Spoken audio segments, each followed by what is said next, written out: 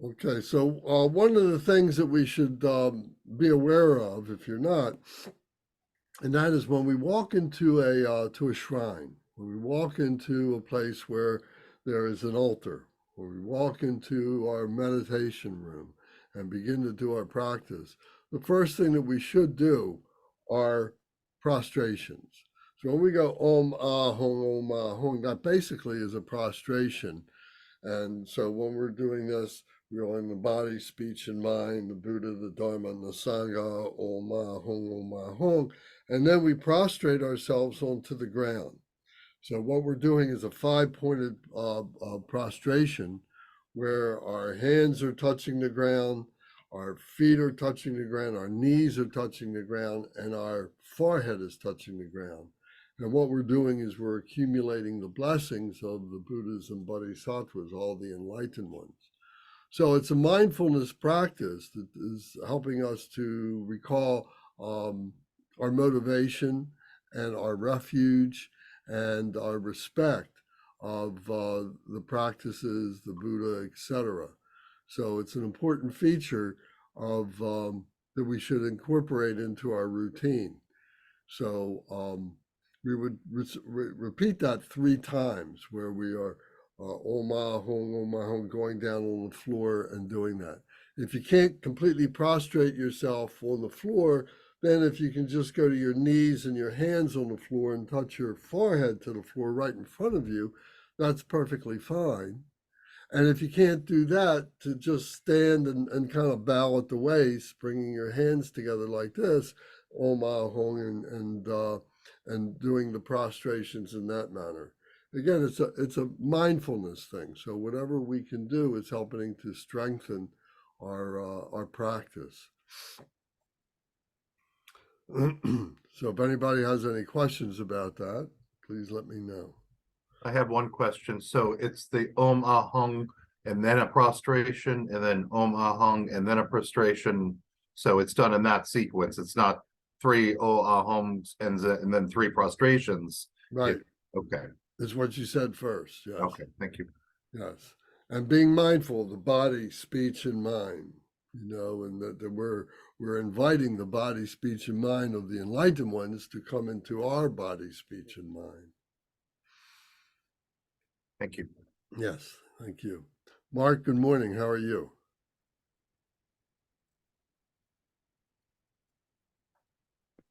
Good morning. I'm fine, thank you. Okay, good.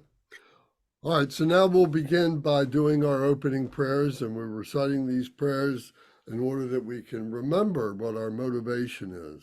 These are the opening prayers to set our motivation.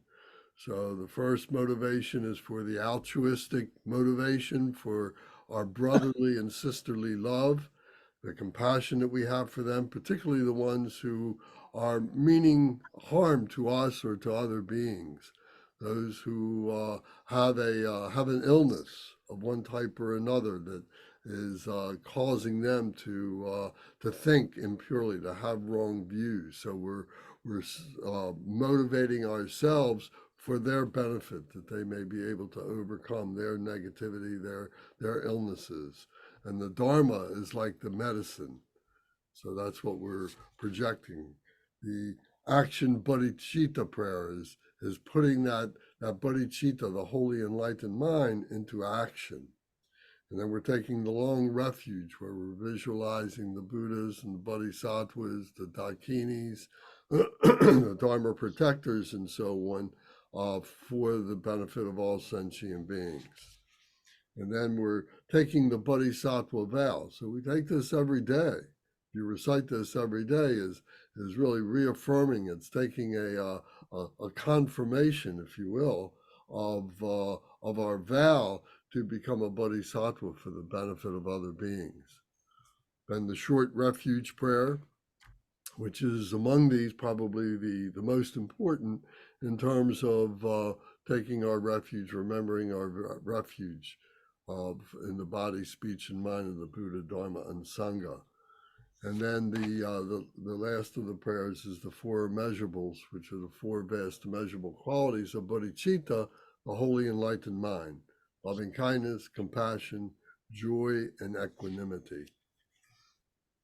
So we begin with the altruistic motivation.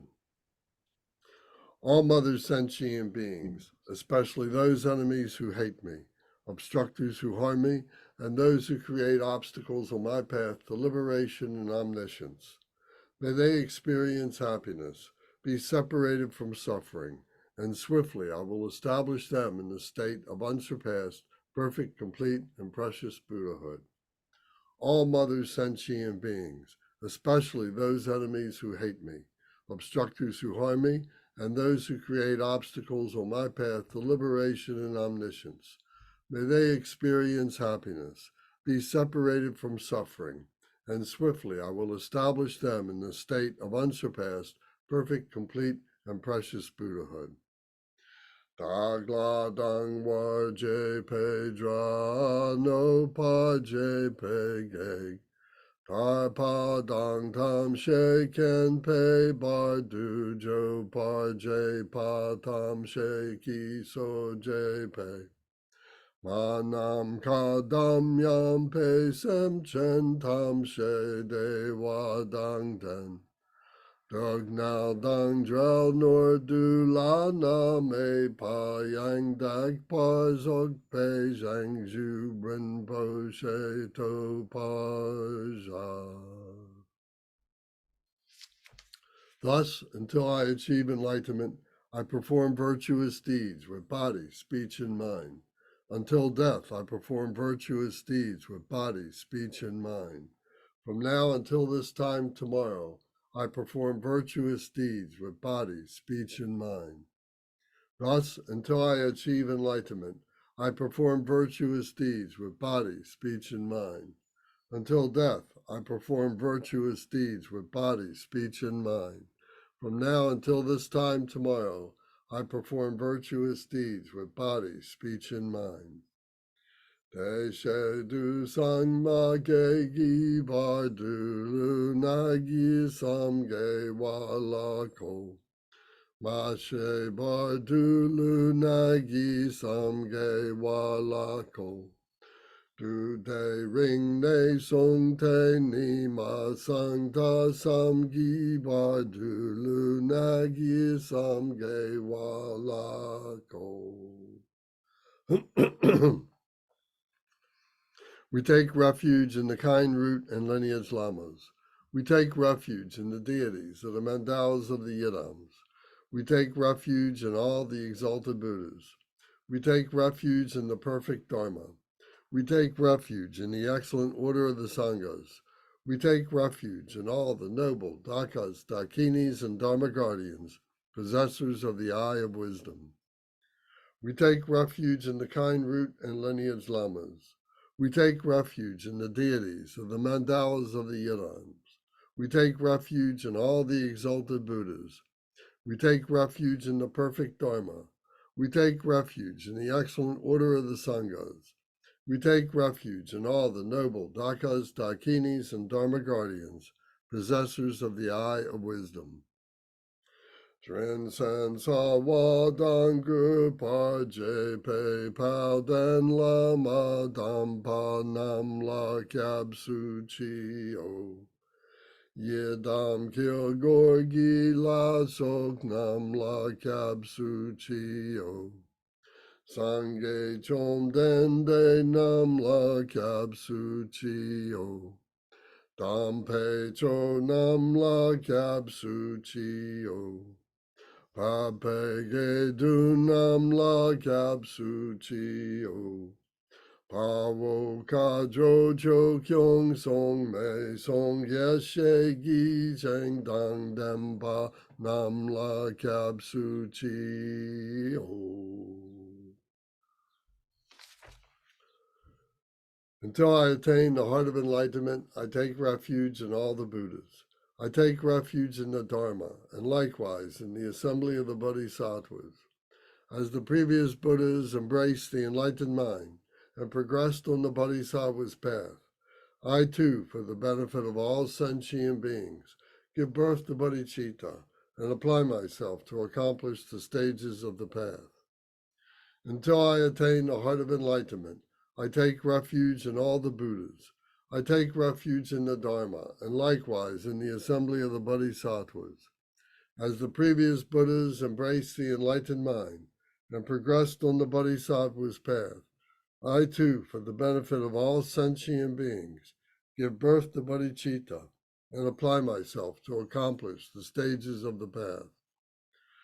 Shangju Ning Po Chi Ki Bar Sangye Nam La Kyab Su Chi Chodang Shang Shub Sampa Yi So Klang De Shin Kyab Su Chi Jitar Nonggi De Shegi Shang Shub Tugni Ke Padang Shang Shub Sampe La Pala De Dagrim Shin E Patar De Shindro La Pandandu Shang Shub Samni Ke Gishing De Shindu Ni La Pala Rimpa Shindu La Pajio. In the Buddha, the Dharma, and the Sangha most excellent, I take refuge until enlightenment is reached. By the merit of generosity and other good deeds, may I attain Buddhahood for the sake of all sentient beings. In the Buddha, the Dharma, and the Sangha most excellent, I take refuge until enlightenment is reached. By the merit of generosity and other good deeds, may I attain Buddhahood for the sake of all sentient beings. Sangye Chodang Soki Chodam La Shang Shu Bardu Dagni Kapsu Chi Dagi Jin Soki Pe Sonam Gi Chola Penshi Sangye Ju Pasho.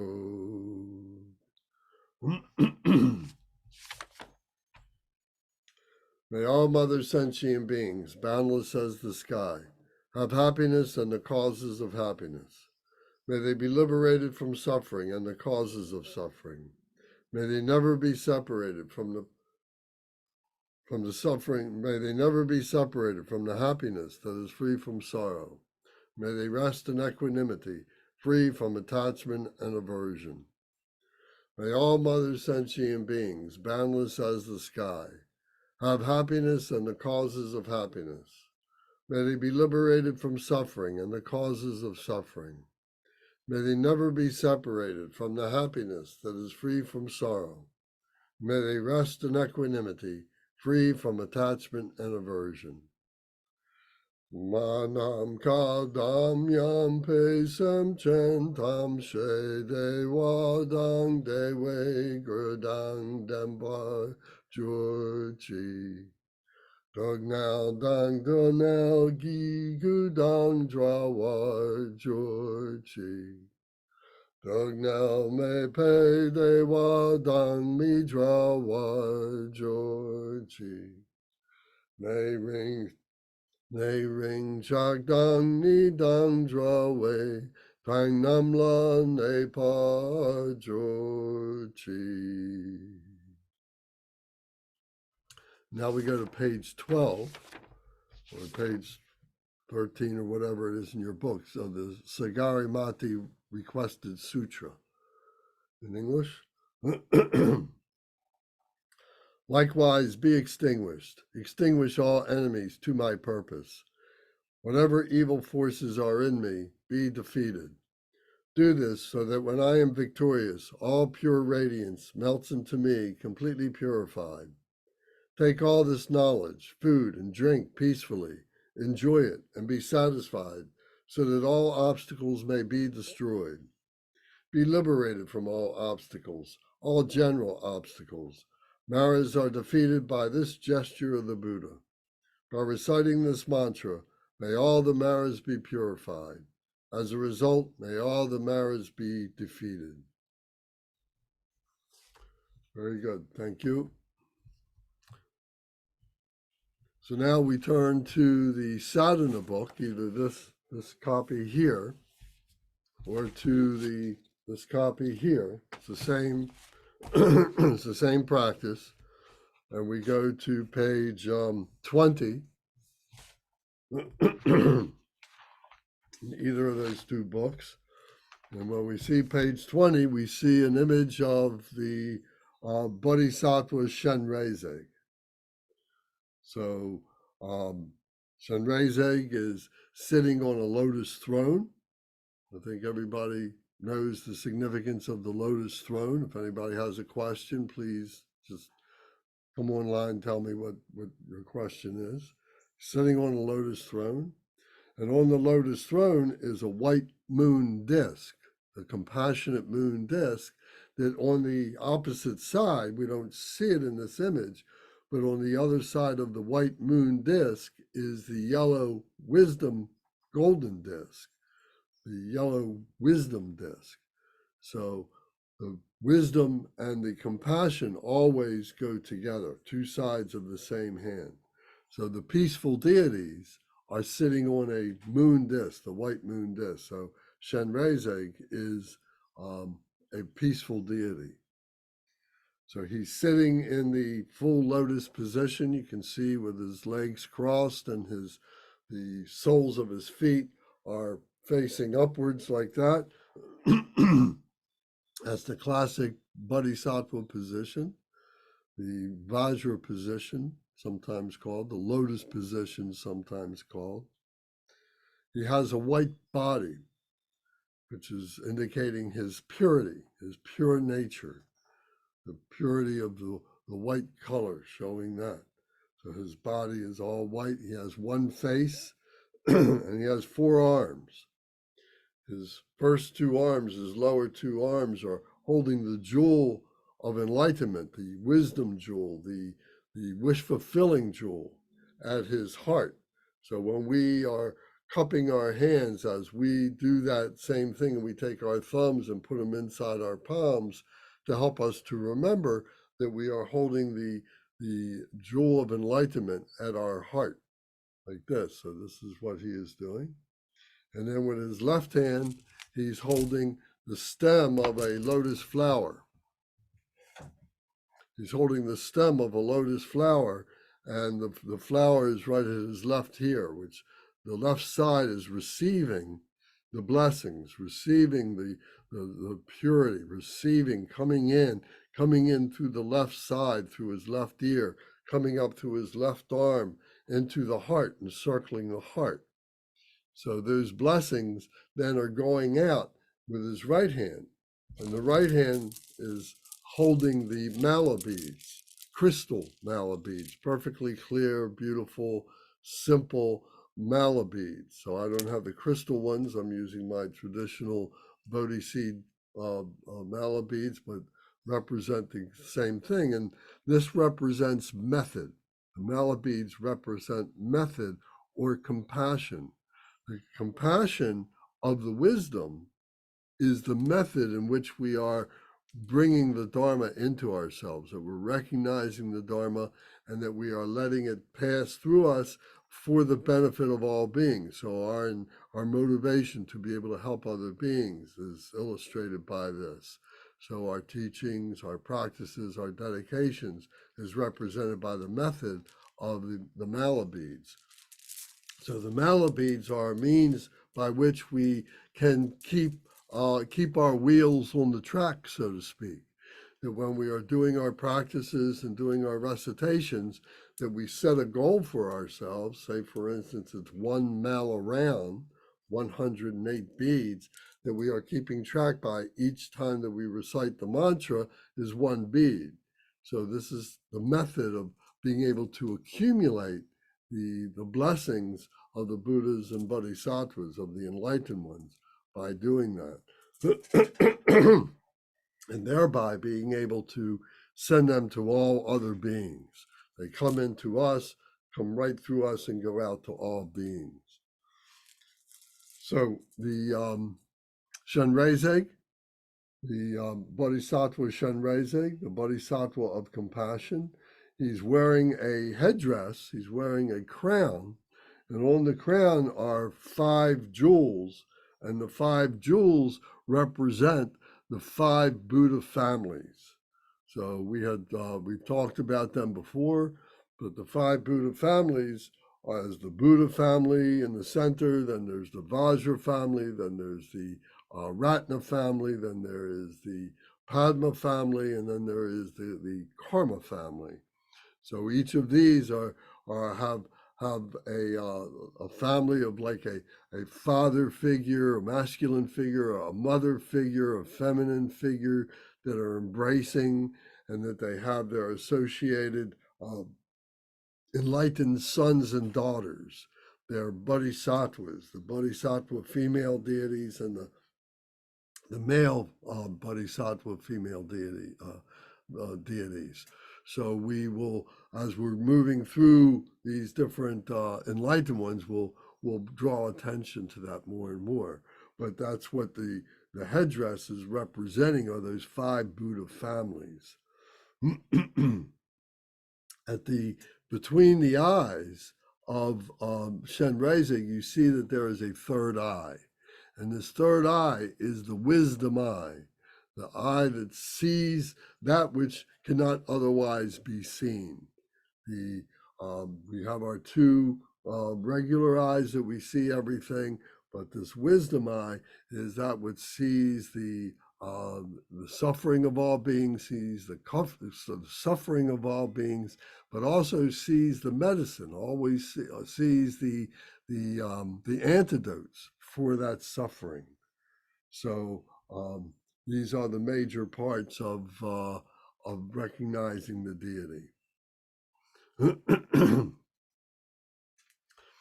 So next we go to the page where it begins. It says the meditation on emptiness. So here is the mantra, and this is in Sanskrit. It says Om Sobhava Sudha Sarva Dharma Sobhava Sudo Hang. So here it is defined in the italics right below it. It says the mode of abiding of all phenomena is itself pure openness. Sustain that nature. So we're saying that all nature is completely pure by nature, and all dharmas, all pathways are completely pure. So from this perspective, everything is pure. Everything, all this phenomenal nature is pure in its essence. It may be temporary, it may be emptiness, but yet it is of Dharmakaya. It is of this true nature. So this is reminding us of that. So we recite this: Om Sobhava Sudha Sarva Dharma Sobhava Sudo Ham. And then comes the visualization. So now we're visualizing from the all-pervading emptiness arises a lotus flower upon a moon disk seat. And upon this throne, in the lotus position, I am seated in the body of Chenrezig, who is white in color with 4 arms.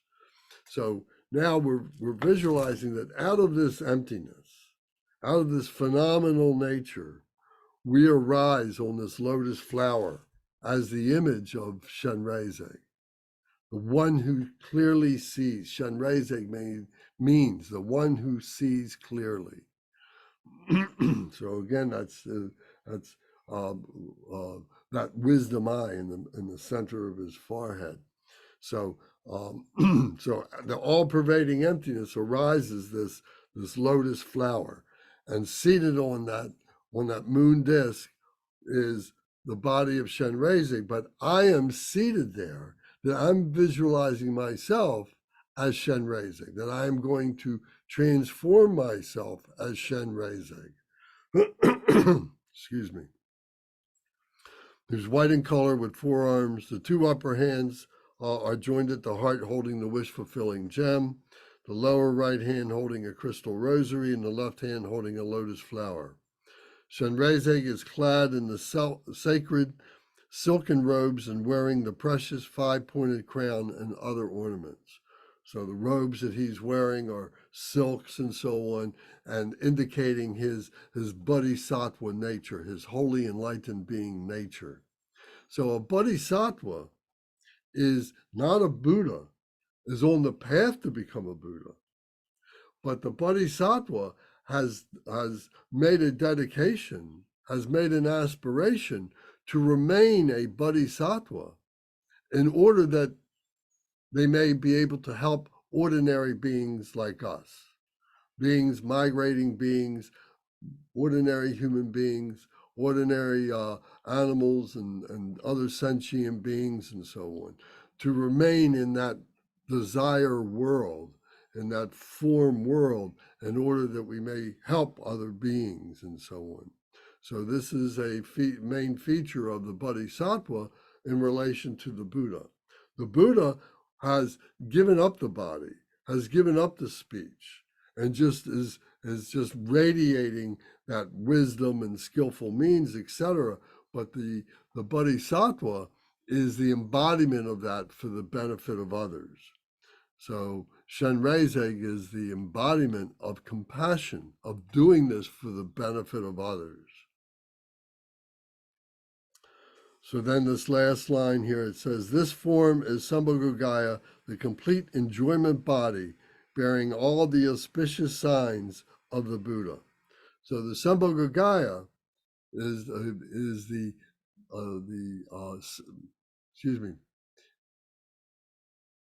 the enjoyment body, is the secret enjoyment body. So this enjoyment body is the body of our intellect that is taking the Dharmakaya, which is representative of our pure absolute nature, the Buddha nature, and now is formulating a intellectualization of what that means, how it activates, how it's working, and so on, is the subtle enjoyment body. So this is this form is the Sambhogaya. This is a meditational deity, a meditational enlightened one that we experience through our meditation. It's within us, and it pervades all our surroundings, all nature, and so on. So we come to recognize that. So we do that through this intellectualization process, and this practice, this sadhana, is helping us to stabilize that vision, that being able to see that. The complete enjoyment body bearing all the auspicious signs of the Buddha.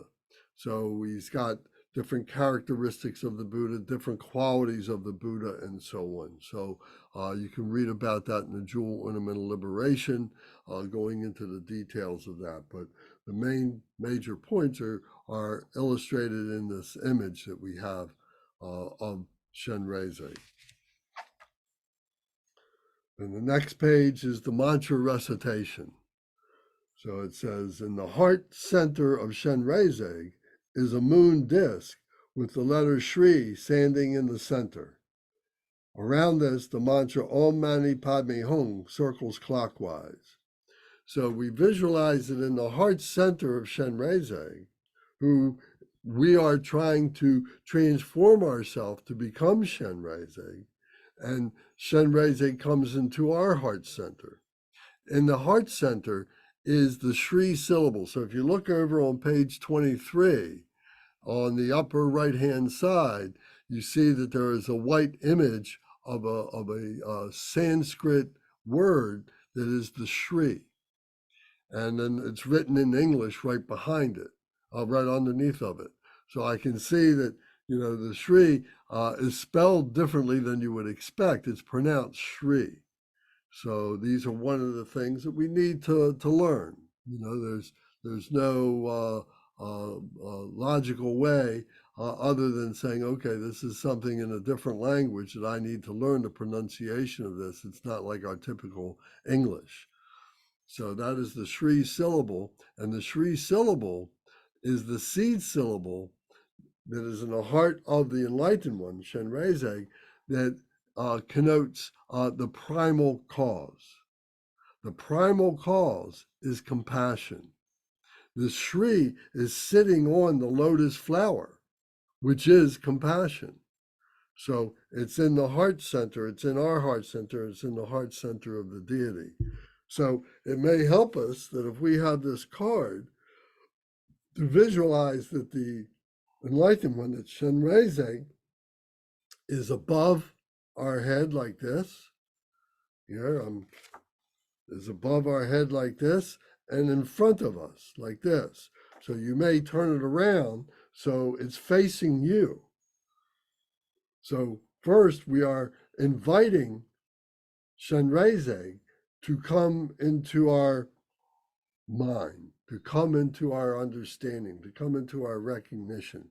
So we're bringing this in. As we do the practice, Chenrezig then comes and sits on our head like this.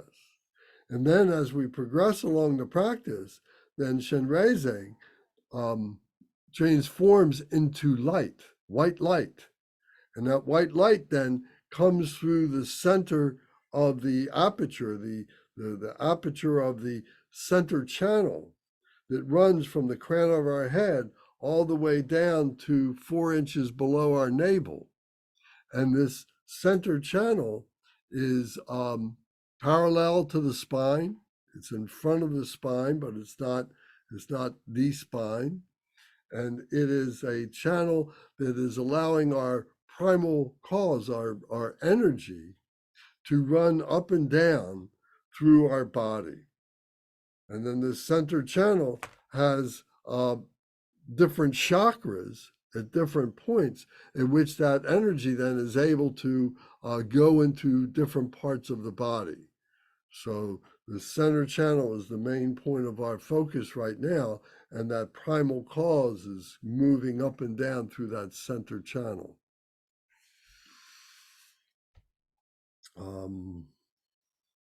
So we visualize this energy, we visualize this, and we stabilize this visualization by using our body, by using our speech, our intellect, and by opening up our mind. So we do this through the mantra, Om Mani Padme Hum. And Shri is the seed syllable. So this mantra is circling the seed syllable. So Om Mani Padme Hum. This is referred to as the liberation mantra, because with this mantra, we are able to liberate from suffering. We are able to radiate the light from these syllables in order that this radiates and becomes luminous for other beings to recognize, to see this light, and for them to be able to liberate, or at least to be able to be attracted by the light and then to take on the Dharma teachings for themselves.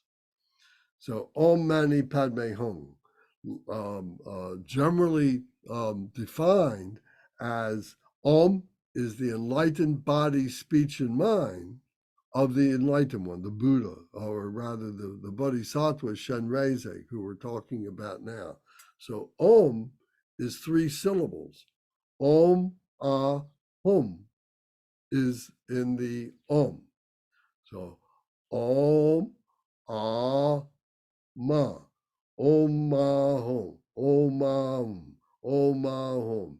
The body, speech, and mind is infused in that 1 syllable Om. So it's the enlightened body, speech, and mind of the Enlightened One, who in this case is Chenrezig.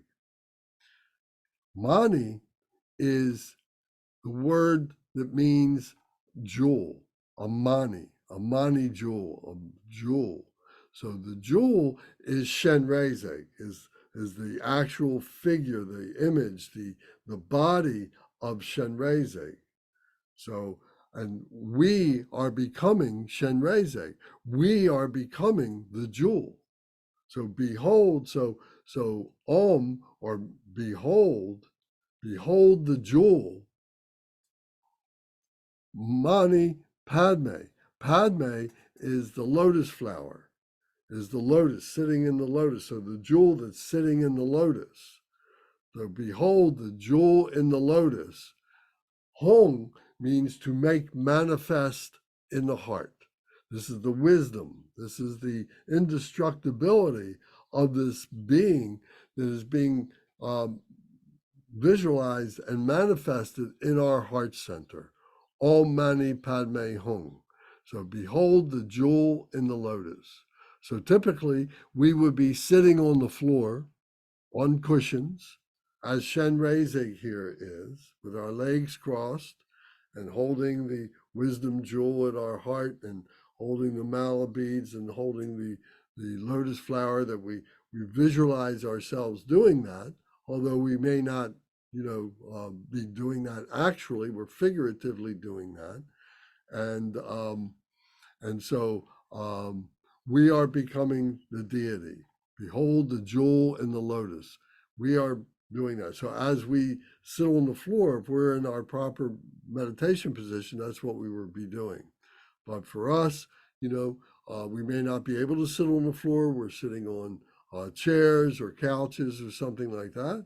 So it would be of great benefit if you can kind of sit towards the front of your seat, wherever that is, and keep your back straight, and your legs can be flat on the floor. Your feet can be flat on the floor, or you can cross your feet at your ankles, as we would be doing with our if we were sitting on the floor, to connote that. Whatever is most comfortable for you. And so your back is kind of arched a little bit, so that you're there's a little bit of a bow in the small of your back, so that you're sitting straight and your back is straight, and your shoulders are back. They're not up around your ears or anything. They're relaxed, but they're brought back. And as they're brought back, it just takes your hands. Your left hand is open like this. Your right hand is lying in the left hand, and your two thumbs are touching like this, and they are 4 inches below your navel or so. And as you pull your shoulders back, it brings your hands right into your abdomen. So you're holding this position, and you become stable in this position. And then your face is just a little bit forward, but a little bit downward. Your chin is just pulled in just a little bit like this.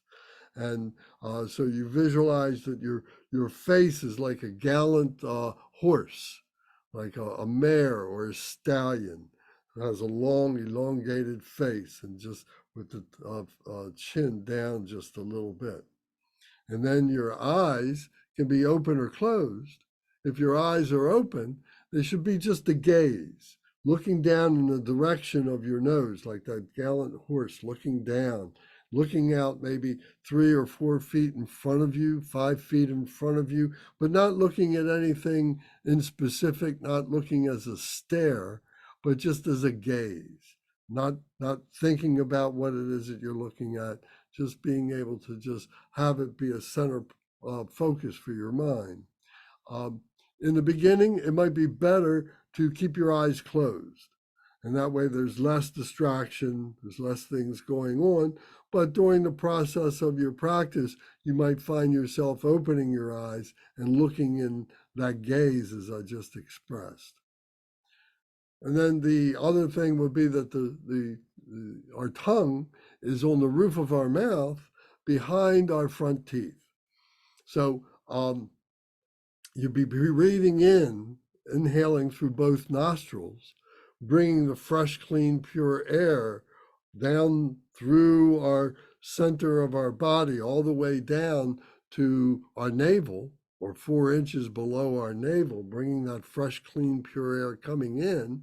And then we would hold the breath, and then we would exhale by squeezing the abdomen, forcing that stale, negative, dark air out now, and either through the nostrils or through the mouth. You can open the mouth just very slightly, and you can breathe in and exhale through the mouth. Perhaps you breathe in through your nostrils, and then you exhale through your mouth.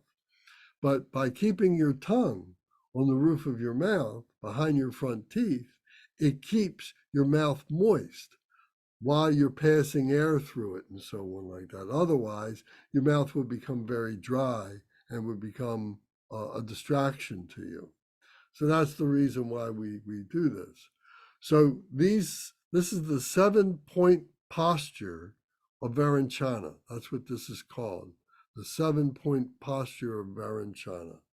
Our legs are crossed, our back is straight, our hands are 4 inches below our navel, our shoulders are back, our head is tilted forward, our neck is just a little bit forward, our chin is down, our eyes are in a gaze or closed, and our tongue is on the roof of our mouth. So when we engage in our practices, we may find ourselves beginning to slouch, we may find ourselves moving about and so on. That's fine. But when we recognize that we're doing that, we need to bring ourselves back to the 7-point posture of Varanchana. So the more that we do this, the more stable it becomes and the more we're able to remain in this posture throughout the entire practice. So, so this is our goal. So it says, so around the mantra Om Mani Padme Hum circles clockwise. So we're visualizing all of this. Chenrezig on the crown of our head transforms into light, comes to our heart center like this. And you can use these cards like this. You can actually take the card, hold it up like this while you're reciting the mantra. You can hold it like this. You can bring it down here like this to help us to become mindful of this practice. That's what we're doing. You know, we're using our physical body and we're using our intellect, the physical body as the outer aspect, the intellectual body as the inner aspect, to open up the secret aspect, which is our transformation to become the enlightened one, to become this particular Bodhisattva. So then it says, the next line in the book says, the light radiates from the mantra and is offered to the Buddhas and Bodhisattvas in the Buddha fields. So what this means is that the light that is going around this mantra, Om Mani Padme Hum. So if we look over on the top of page 23, we can see that the mantra is written out, Om Mani Padme Hum, and the Shri is in parentheses, but this mantra is going around the seed syllable, which is in our heart. So this mantra is going all around it, and the seed syllables in our heart. So this mantra is completely going, and the light that is being radiated from the seed syllable is charging the words of the mantra, Om Mani Padme Hum, is charging them with energy, and they are radiating light that is going in all directions, in the 10 directions. So the 10 directions are the 4 cardinal directions of the east, the south, the west, and the north. And then the other 4 are the intermediate directions, which would be the southeast, the southwest, the northwest, and the southeast, and then up and down. So those are the 10 directions. So that light is going out in the 10 directions, and really that's like a sphere that is going out in a spheroid form. This light from these syllables of the mantra Om Mani Padme Hum Shri. So this is all within our heart that is radiating outside of our body. And like we've talked about before, that in our heart, which is like a diamond, has this diamond nature with all these many different facets. And these different facets are the Buddhas and the Bodhisattvas, and they're representative of their Buddha fields. Their Buddha fields, that they have their Buddha fields, they have their mandalas and so on. They have their palaces and so on. So what we're doing is we're visualizing ourselves as the deity, and that all our surroundings, that this room that we are in, that may have an altar, that should have an altar in it and so on, and holy images to help us to recall what we are doing, that this becomes our Buddha field. And then we're able to expand that to include our entire home, and then to expand that to become our community that we live in, our neighborhood, the community that we live in, the region. And then all this phenomenal nature becomes our Buddha field, so that we each have our Buddha field, that we're seeing ourselves as the holy enlightened one. So light radiates from the mantra and is offered to the Buddhas and the Bodhisattvas. So within our heart center, this Om Mani Padme Hum, the light is going to the Buddhas and Bodhisattvas that are within this diamond. And from their hearts then, this light then comes back to the seed syllable. So it's all within ourselves, all within ourselves, not out there. It's all within ourselves. And all this happens within ourselves. The microcosm, the macrocosm is the same, but what we're doing is we're becoming mindful that all this is within ourselves. We are the microcosm of all that is around us. So the light going to the Buddhas and Bodhisattvas, from their heart, their blessings come back to the seed syllable. And the seed syllable then is charged up by the blessings from the enlightened ones, goes back to the mantra, Om Mani Padme Hum, and now is radiating all in the 10 directions for the benefit of all other beings in the rest of phenomenal space and so on. So light radiates from the mantra and is offered to the Buddhas and Bodhisattvas in the Buddha fields. Then the next stanza says, blessings of compassion and wisdom return from the Buddha fields in the form of light. So it's going to the Buddhas, now it's coming back in the form of light, which is absorbed into myself, to the Sri syllable. All obscurations of body, speech, and mind are purified. So all the outer obscurations, all the inner obscurations, and all the secret obscurations of our body, speech, and mind are being purified by this wisdom, compassionate energy. Again, compassionate light radiates from the heart mantra, my heart mantra, our heart mantra, Chenrezig's heart mantra, dispelling the suffering and ignorance of all sentient beings of the 6 realms. So the 6 realms, you remember the 6 realms, the human realm, the demigod realm, the deva realm, the animal realm, the hungry ghost realm, and the hell realms. So dispelling the suffering and ignorance of all sentient beings in those 6 realms, who are then transformed into Chenrezig, the great compassionate one. So we're visualizing all these beings going through all manner of suffering, but then this light then is going into their hearts and transforming them into Chenrezig. So this is how our Buddha field expands, by seeing all beings, by seeing all manifestations of this energy as being Chenrezig, as being the Bodhisattva of compassion. No one left behind. All beings, even beings that mean us great harm, are doing terrible things to other beings, beings that are sick, beings that are starving, beings that are waging war. All these beings we see being transformed, that the light is going into their hearts and they are being transformed into Chenrezig. This is how we purify our vision. This is how we purify ourselves. This is how we create this stability and this mindfulness. This is how, and the stronger we become in this, the less we become interrupted or confused when we see the terrible deeds that beings are doing. We're seeing that their essence is pure. They are creating a negative manifestation out of that energy, but yet that energy is still pure from the beginning. So we're seeing that, we're recognizing that. So this is the purification of this phenomenal nature. This is how we're able to maintain our endurance in samsara, because we're transforming our vision of samsara into nirvana. We do that within ourselves. We're not transforming that. We can't change that outside of ourselves. We can only change what's inside of ourselves, our view of that. And these are key points.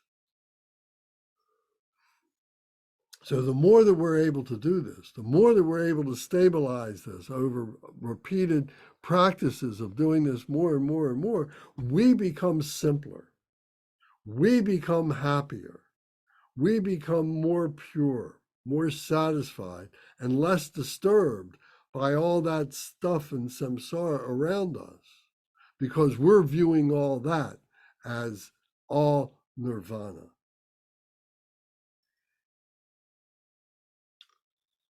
So then it says at the bottom of the, it's in the italics, it says, all sentient beings are saying the mantra together at the same time.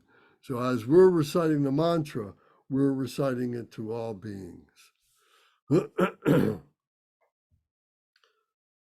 So then we come to the next page, page 23. We see the mantra, Om Mani Padme Hum Shri. We repeat this as many times as possible. So we're using our mala beads to help us to count the accumulation, so that we set a goal for ourselves. Maybe we do 1 mala round or 2 mala rounds or 3 mala rounds, whatever we have time for. You know, we develop a routine of being able to do this, and we be able to see, you know, how much time we have. So we set, you know, a goal for ourselves, but they're obtainable goals. If we only have 15 minutes, we don't try and cram a half hour's worth of practice into 15 minutes. It's better to do a simpler practice for 15 minutes than to do one that we're rushing and we're not really paying attention to. We're just reciting the words, but we're not concentrating, we're not recognizing the inner meaning, and much less the secret meaning of what these things are. So we have to be practical about how that we go about our practices by setting realistic expectations by doing this.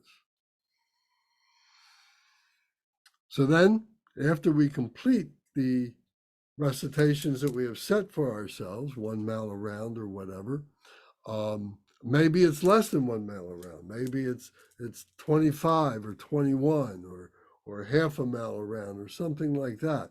As I say, it's better to do fewer with great attention than doing many more with no attention at all. So whatever is practical for you.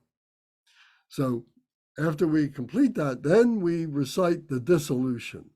So we have manifested, we have visualized all this stuff that we've been talking about up to this point. We've created all this in our mind's eye, so to speak. And now comes the dissolution, where now we are dissolving that into the emptiness. So we're showing our the illusory nature of all this phenomenal nature, including ourselves and including this practice that has led us to this space, to this dharmakaya, to this undefined, fearless, nameless, non-conceptual state of the big mind, if you will, state of the big mind. No words exist. No light, even light has been superseded by this absolute nature, this true nature. So we're dissolving into that. All this is getting dissolved into that. So this next line says, all the outer and inner phenomena dissolve into myself. So all the outer stuff, all the inner stuff, all this stuff gets dissolved into myself, all dissolves into light. And then I dissolve into light, which becomes non-dual with the all-pervading emptiness. Becomes non-dual with the all-pervading emptiness. So all this pervasive emptiness, this this temporariness of what we call nature and so on, but that all dissolves into this space, if you will. And so this is with this non-duality. And then it says we rest the mind in its natural state for some time. So this is the meditation. This is the dissolution meditation. So here we are becoming quiet. We are sitting in the 7-point posture of Varanchana, and we are visualizing all this, recreating all this, all coming into our heart, the mantra going around, we're visualizing all this. And then the seed syllable, and then the light all coming into the seed syllable in the heart center of myself, which is Chenrezig now, and the seed syllable rising up from the bottom, the seed syllable, the Shri, it's up on the upper right-hand corner of page 23, that it fades and fades and fades and becomes invisible. It's there because it permeates all things, but it becomes invisible to our ordinary consciousness, to our ordinary mind, and that we become in that natural state. We may have moments of glimpses of that quietude, of that peacefulness. And then we kind of, our little brain says, oh, you just had a moment there where there was no thought. You just had a moment of peace. You had a moment of bliss. You had a moment of no thought at all.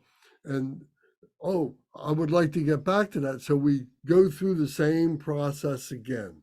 We go through the dissolution. We go through the generation of our mind, which we can do very quickly now.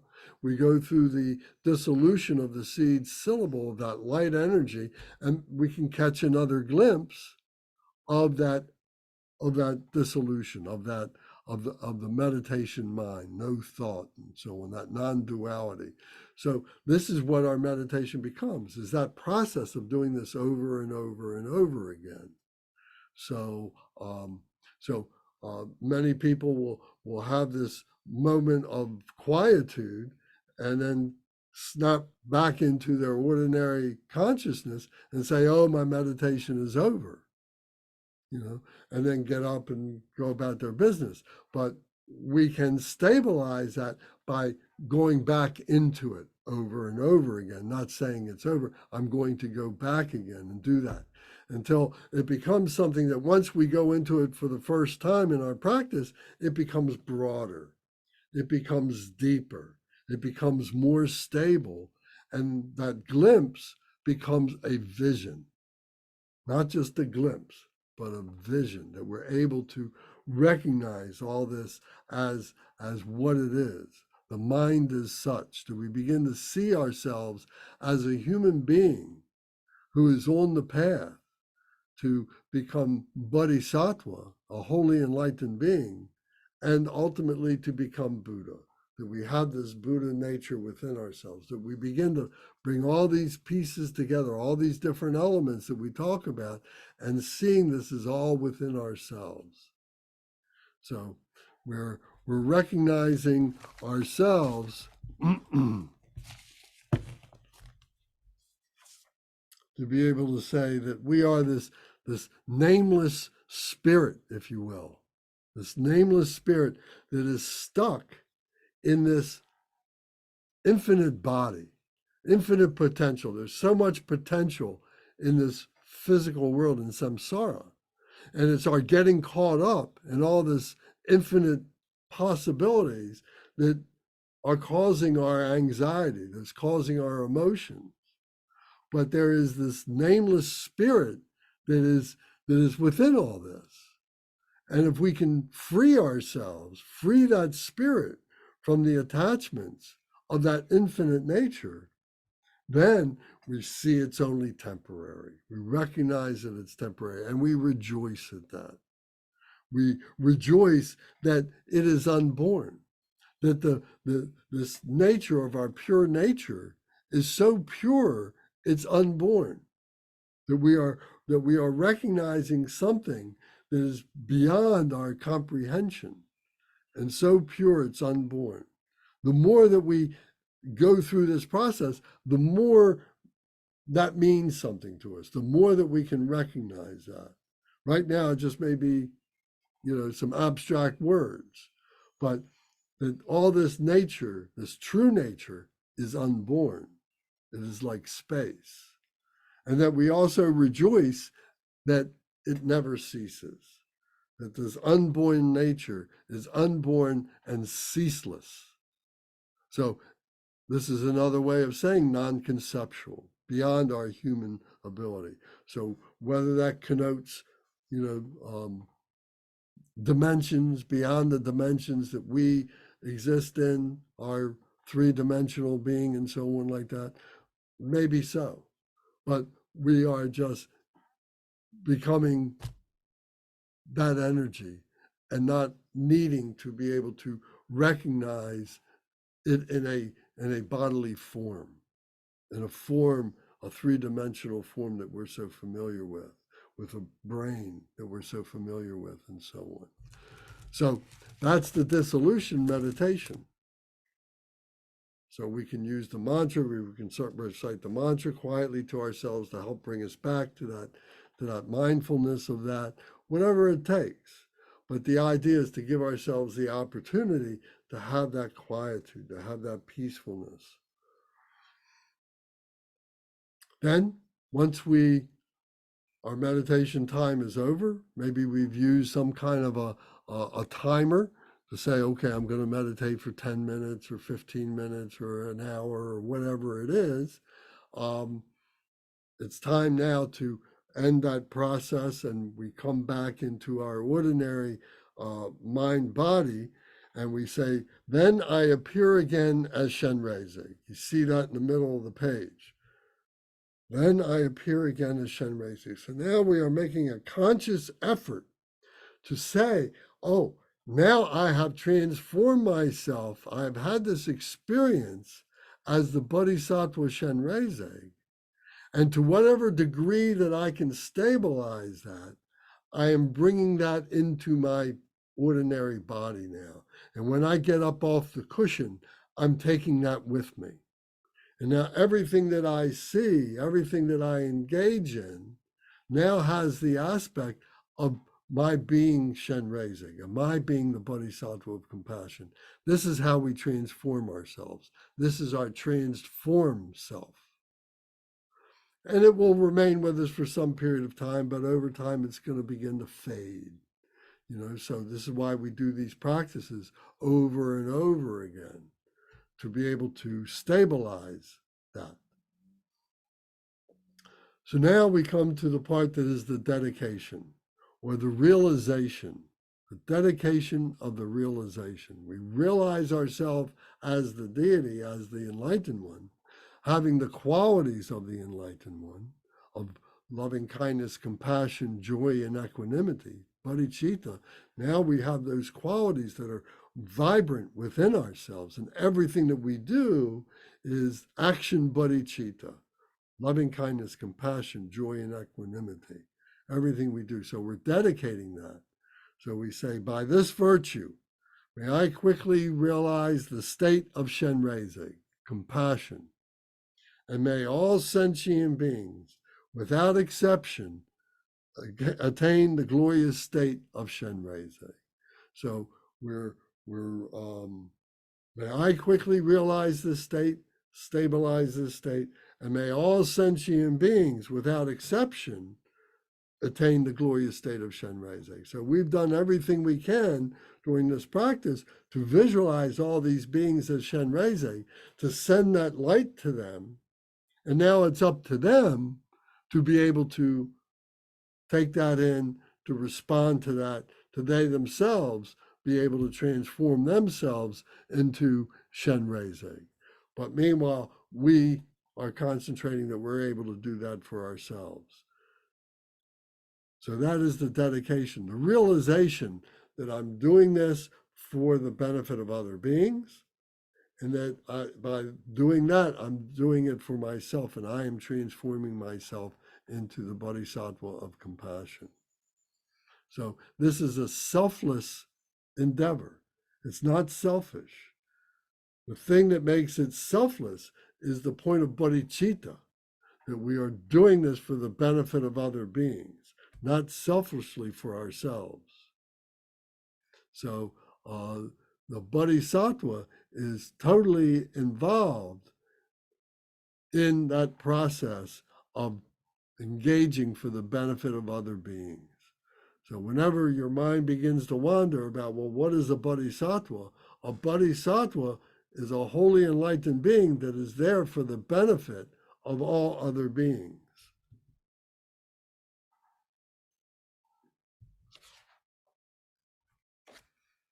Okay, so that's an explanation of the sadhana. Does anybody have any comments or questions now? Yes, I have two questions. Yes. So a few weeks ago, we meditated on the Buddha Shakyamuni, the historical Buddha, Yes, who is not a bodhisattva, he is a Buddha. correct. So today with Chenrezig, a meditational deity, why does Chenrezig not want to be a Buddha? Could Chenrezig become a Buddha?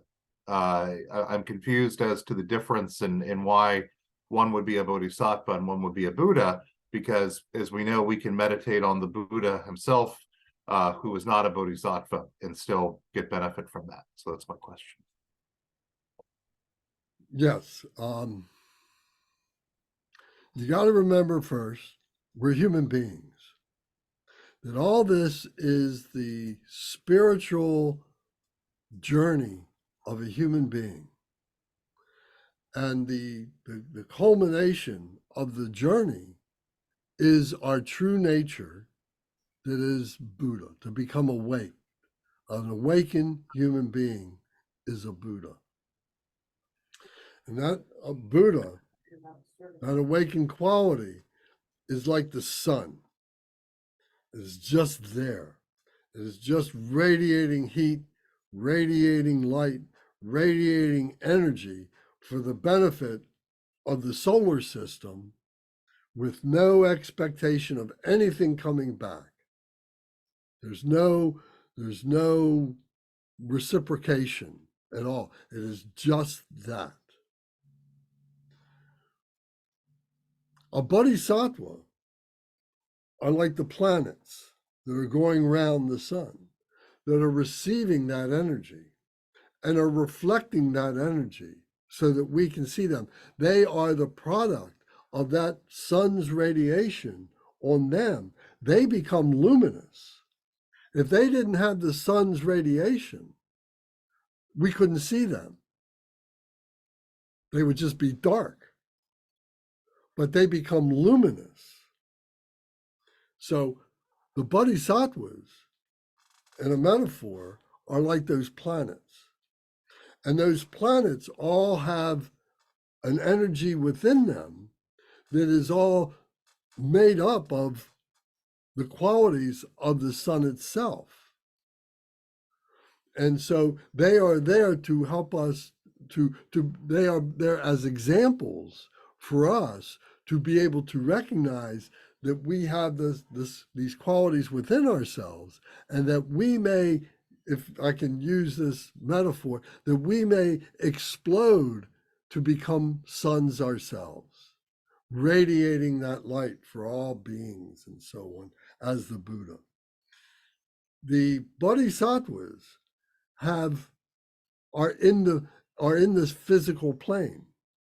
They have bodies, although they're meditational bodies, and so that they can interact with human beings. They can correct us and so on. They can show us the way. They're more accessible to us. They are human beings who are on the path. So as we are purifying ourselves to ultimately become that explosion, to become that Buddha, part of our work as bodhisattvas is to help other beings. And this is how we purify ourselves to get to the point where we can have that explosion. Is that making some kind of sense? It does. And I think another way that I'm conceptualizing it, it's a little bit like asking, why is my finger not my brain, right? Like there's different roles in existence, right? And a bodhisattva has its own job, so to speak. Well, that's right. And it is on the Bodhisattva is on the path to become a Buddha. There's no shortcut to becoming a Buddha. Okay. We have to go through these stages of purification that we call the Bodhisattva purification stages in order to get to be the Buddha. So the Bodhisattva of compassion, Chenrezig in this case, is one stop, is one aspect of that human purification to become Buddha. We have to have compassion. So Chenrezig is the metaphor for that, is the example of that. And then there's other bodhisattvas. We've talked about this in the past. We talked about the 8 great bodhisattvas. And Chenrezig is one of those 8 great bodhisattvas, which are the human, is the purification of our humanness into becoming enlightened. I get it. I think my very dual Western mind is not getting the non-dualism here, which is I'm trying to see Chenrezig as something out there, and it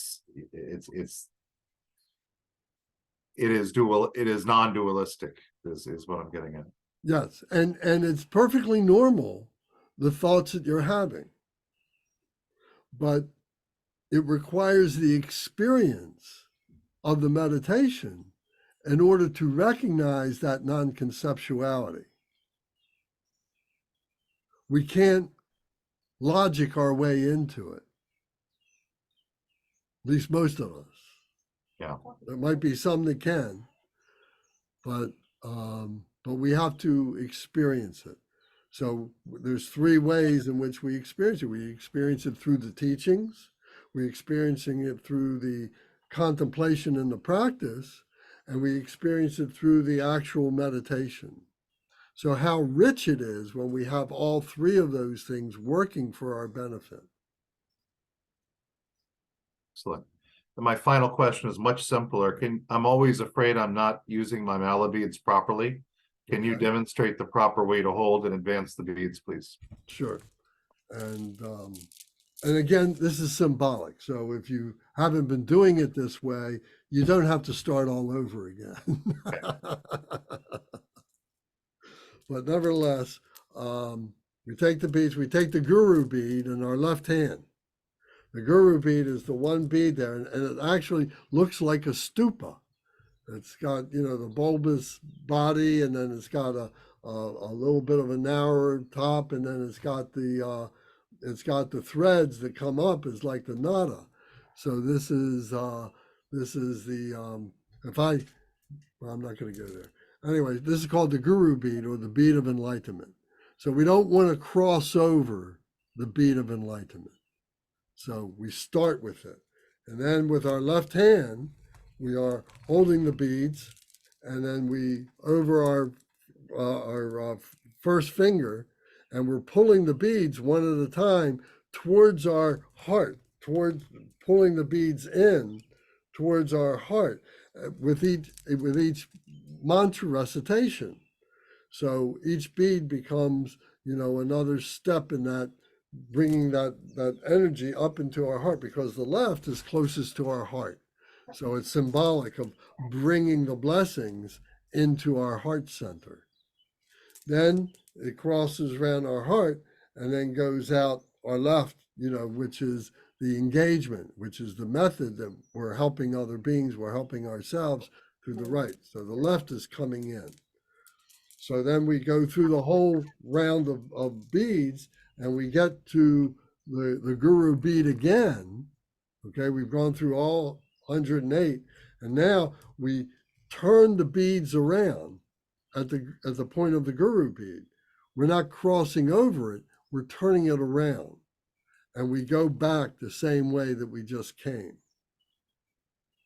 So that's just a mindfulness practice of saying, I'm not going to cross over enlightenment, I'm going to engage enlightenment as my method. Okay, so we turn it around when we're done the round, and Yeah. so we don't, and then we're going the opposite direction then, is that Yeah, correct? so if you're Okay. doing a second mile around, then you would continue doing that, or a third mile around, you would turn it around yet again, and so on like that. If, on the other hand, you have, say you're going to do 1 mile around and you've completed that mile around at that point, well, then you're holding on to the beads, and you can take the beads and you can wind them in your left hand like this, and you can hold the beads like this, and something like that. So you're respecting the method, but the job of the beads is done when you complete the mile rounds that you're going to do. Okay.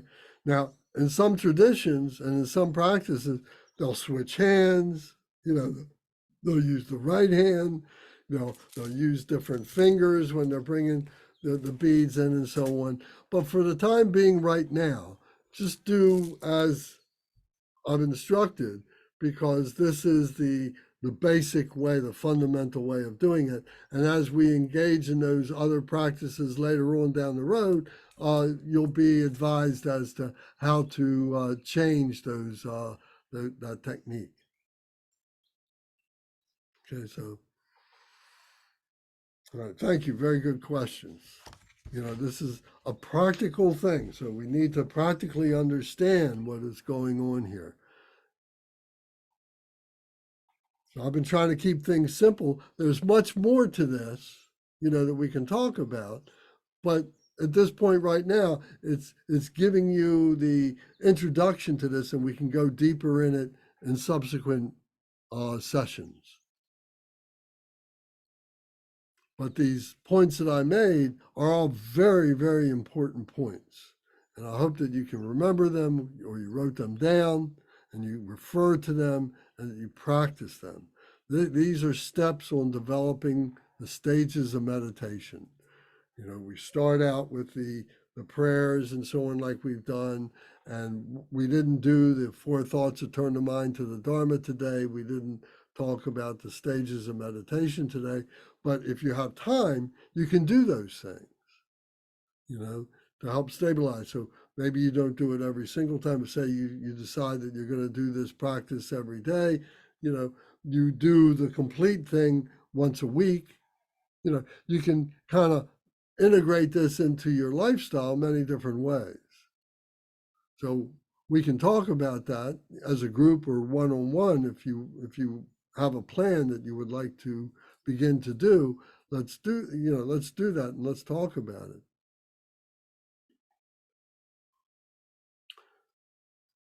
Any other comments or questions?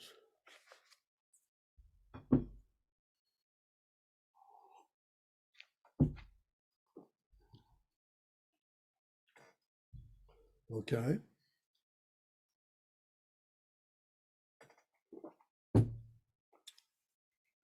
All right, so what we're going to do, we'll just do some mala recitations of the mantra right now, just to get a little bit familiar with that. Then we'll take a short break at 10:30, and then we'll come back at 11:15, and then we're going to start at the beginning, and we're going to do the whole practice without interruption. Okay, that'll be the second part of our session today.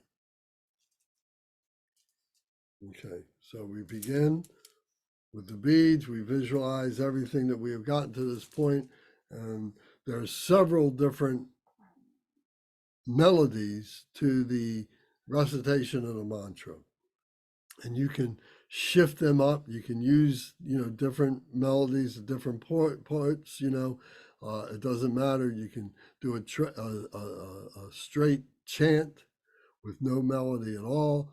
All that is all fine, and you can change it. If you find your mind wandering, change the melody to help you bring it back to the mindfulness of the mantra. So we're engaging our physical body through our lungs, through our voice box, through our tongue, through our mouth. So we're engaging our physical body through the mantra. We're engaging our intellectual mind, the speech of the mind, through the understanding of the meaning of the mantra, the inner meaning, or rather behold the jewel in the lotus. I am Chenrezig. I am this, and so on. So we're engaging that, the meaning as we recite the mantra, and then those two, as we become, one-pointed mindful with our physical body and our intellectual mind, it's like a key that fits into a lock. And then the lock opens, and that's the heart center. That the goal of this is to open up the heart center so that has, been closed up or locked up because of the surrounding obscurations and conditions and so on. So the mantra is a mind protection that is opening up the mind so that we can have that experience, that meditative experience.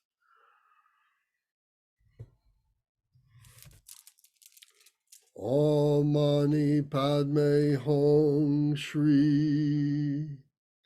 Om Mani Padme Hum Shri. Om Mani Padme Hum Shri. Om Mani Padme Hum Shri. Om Mani Padme Hum Shri. Om Mani Padme Hum Shri. Om Mani Padme Hum Shri. Om Mani Padme Hum Shri. Try that a little lower. Om Mani Padme Hum Shri. Om Mani Padme Hum Shri. Om Mani Padme Hum Shri. Om Mani Padme Hum Shri. Om Mani Padme Hum Shri. Om Mani Padme Hum Shri. Om Mani Padme Hum Shri. Om Mani Padme Hum Shri. Om Mani Padme Hum Shri. Om Mani Padme Hum Shri. Om Mani Padme Hum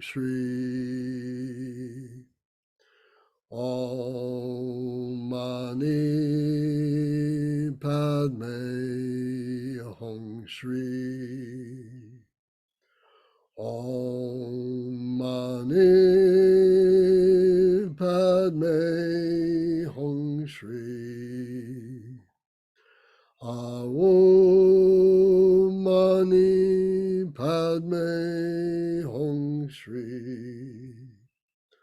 Om Mani Padme Hum Shri. Om Mani Padme Hum Shri. Om Mani Padme Hum Shri. Om Mani Padme Hum. Om Mani Padme Hum. Om Mani Padme Hum. Om Mani Padme Hum. So in that first 3 rounds that we just did, we were using Om Mani Padme Hum Shri. So we were conscious of the word Shri, of the seed syllable. But now with this next mantra or melody, we're not using the Shri, but we can take our hand like this. We can take our thumb and little finger together, and we can take our 3 fingers as the body, speech, and mind of the Buddha. We can take this going round the Shri. We can visualize that the mantra is going round the Shri in our heart. So this is a mindfulness technique. This is a way in remembering what it is that we're doing.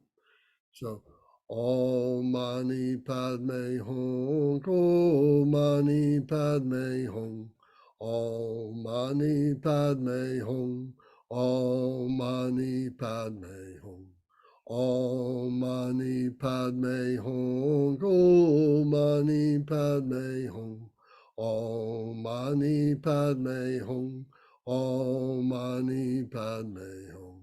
Om Mani Padme Hum, Om Mani Padme Hum, Om Mani Padme Hum, Om Mani Padme Hum.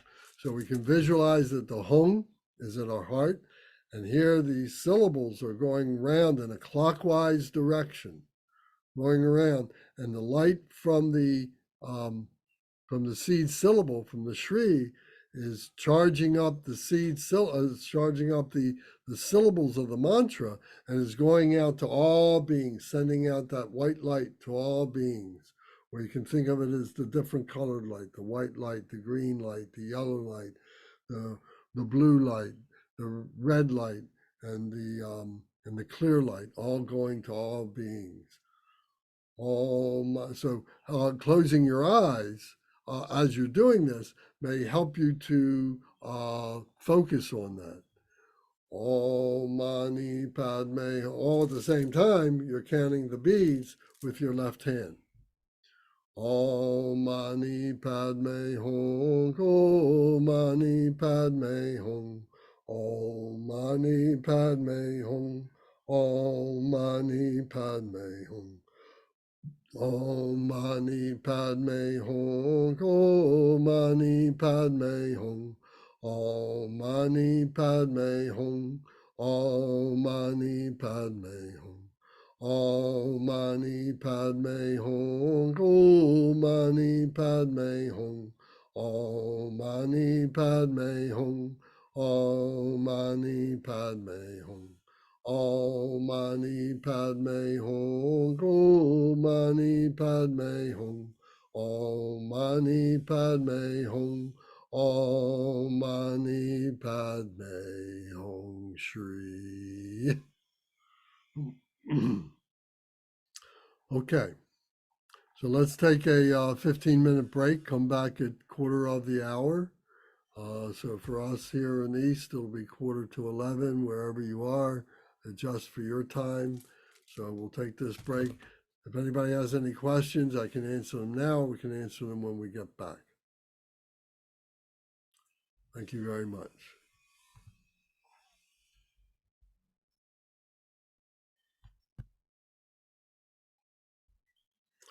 Okay, so I mentioned that we should be in a proper place. We should have an altar if we can, or some place that is not going to be distracted and so on. We may have a image of Chenrezig in front of us, maybe a candle, maybe burning some incense. If you have water bowls, etc., if you have an altar like that, would all be really, really good. If you don't, it's okay. But so you want to be seated in front of that if you do have that. And then when we begin, when we enter the room, we should do our 3 prostrations. So I know it may be difficult for everybody, but if you can do that, if you can stand and do the 3 prostrations, or if you can do them, I'm going to do them. I don't have a camera that I can turn around and show you as I do them, but so we'll do 3 prostrations towards the direction of the altar. Om, Hum, body, speech, and mind, the Buddha, Dharma, and Sangha. That's one prostration. Om, Ah, Hom, body, speech, and mind, the Buddha, Dharma, and Sangha. Om, Ah, Hom. That's the second prostration. Om, Ah, Hom, body, speech, and mind, the Buddha, Dharma, Sangha, to take refuge until enlightenment is reached. Om, Ah, Hom. Om, Ah, Hom. That's the third prostration.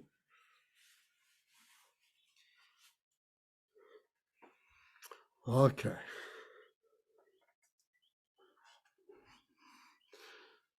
So now we'll just go and we'll do we'll turn to the short refuge prayer. In whichever book you have, we'll recite the short refuge prayer and the four immeasurables.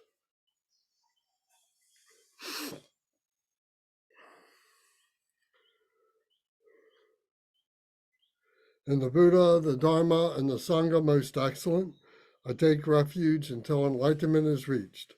By the merit of generosity and other good deeds, may I attain Buddhahood for the sake of all sentient beings. In the Buddha, the Dharma, and the Sangha most excellent, I take refuge until enlightenment is reached. By the merit of generosity and other good deeds, may I attain Buddhahood for the sake of all sentient beings. Sangye chodang soki chonam la, shangju badu dagni kapsuchi, dagi jinsoki pe sonam gi, drola penshir sangye ju pasho. May all mother sentient beings, boundless as the sky, have happiness and the causes of happiness. May they be liberated from suffering and the causes of suffering. May they never be separated from the happiness that is free from sorrow. May they rest in equanimity, free from attachment and aversion. May all mother sentient beings, boundless as the sky, have happiness and the causes of happiness. May they be liberated from suffering and the causes of suffering. May they never be separated from the happiness that is free from sorrow. May they rest in equanimity, free from attachment and aversion. And now we go to the seven-limb prayer. So whichever book you have, the seven-limb prayer, we recite that. And it's the seven-limb prayer that all these sadhana practices are hung upon. So it's like a seven-limb tree, seven branches of a tree that have refuge, that have offerings, that have confession, that have rejoice, that have requesting, supplication, and dedication. So again, this is creating mindfulness of the practice. I bow down respectfully with my body, speech, and faithful mind to all the Tathagatas in the 10 directions, those who have already reached the Tathagata state, those who are reaching it at present, and those Tathagatas still to come. Through the power of Samantabhadra's prayers, may all Buddhas manifest vividly in my mind. I prostrate to them, multiplying my body as many times as there are atoms of the earth. In each atom, I visualize as many Buddhas as there are atoms, surrounded by countless Bodhisattvas. Thus, all space is filled with Buddhas and Bodhisattvas. I praise all Buddhas through magnificent chanting, expressing the great ocean of their excellent qualities. To all Buddhas, I make offerings of various pure flowers, flower garlands, of music, anointing oils, magnificent light, and fragrant incense. I make offerings to them of fine garments, perfume, and potpourri, piled high as Mount Meru, and arranged in the most beautiful way. I visualize the highest and most extensive offerings, and offer them with great faith to all Buddhas. I prostrate to the Buddhas and make offerings to them, following the deeds of the great Bodhisattva Samantabhadra. I confess to all Buddhas whatever negative actions I have committed due to the power of anger, desire, and ignorance. I rejoice in the merit of all the Buddhas in the 10 directions, of the great Bodhisattvas and Pratyeka Buddhas, those who have attained Arhatship, those who have entered the path to Arhatship, and all other beings. I request all great protectors and Buddhas to turn the highest wheel of Dharma as the light dispelling the darkness of the beings in the 10 directions and lead them gradually to the enlightened state. I supplicate those Buddhas intending to pass into parinirvana to live long for as many eons as there are atoms of the earth in order to benefit all beings. Whatever merit I have gathered through prostration, offering, confession, rejoicing, beseeching, and praying, for the sake of the enlightenment of all sentient beings, all this I dedicate. So then we go to the mandala offering. So if you have a copy of that, you have this sheet that I sent you, or maybe it's page 10A in the book, in the Deity Yoga book that some of you have, the short mandala offering. So we use the mudra of offering. We recite, "The ground is sprinkled with scented water and strewn with flowers. It is adorned with Meru, the supreme mountain, the 4 continents, and the sun and the moon. As a Buddha field I offer it. May all sentient beings attain the happiness of the Buddha fields. To the lamas who possess the 3 kayas, I offer the outer, inner, and secret offerings with my body, wealth, and all that is visible. Please grant me the supreme realization, enlightenment. Whatever merit I have gathered through prostration, offering, confession, rejoicing, beseeching, and praying, for the sake of the enlightenment of all sentient beings, all this I dedicate." In Tibet, Sashi Pochu Jugme Totram, Rirablin Shini De Kempadi, Sange Shinla Mikte Powayi, Drokunam Dag Shindu Kewaso, Krusom Yung Sog La Me Sog Nam La, Chinang Cheng Sum De Shin Yiki Cho, Daglu Long Cho Nakshi Yong She La, La Me Chogi No Drup Sadu So, Chag Sa Wadang Cho Ching Sa Padang, Jesu Yi Rang Kol Sing So Wa Yi, Ge Wa Jung Se Da Gi Ji Sag Pa, Tam Se Zog Pe Shang Zhu Chu No. Om Guru Ratna Mandala Puja Mega Samudra Saparana Sameye Ahom.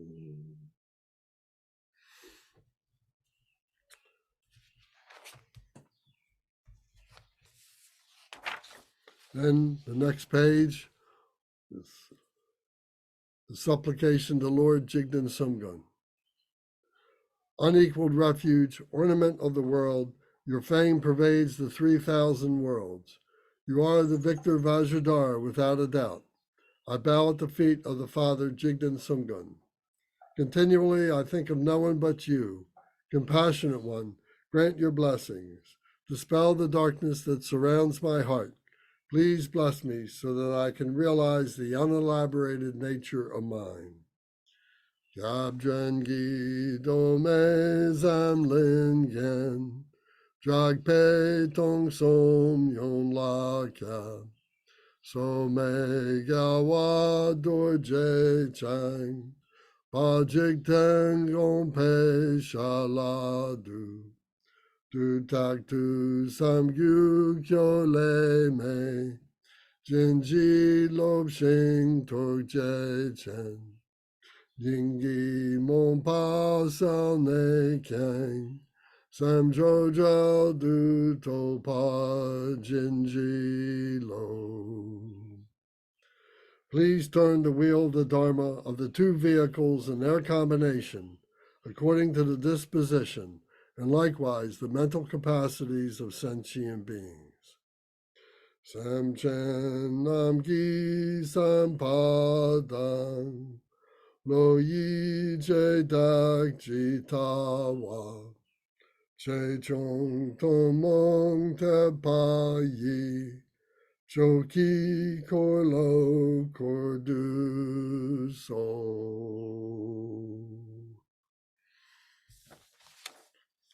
Okay, those are the opening prayers. Now to page 20, 21.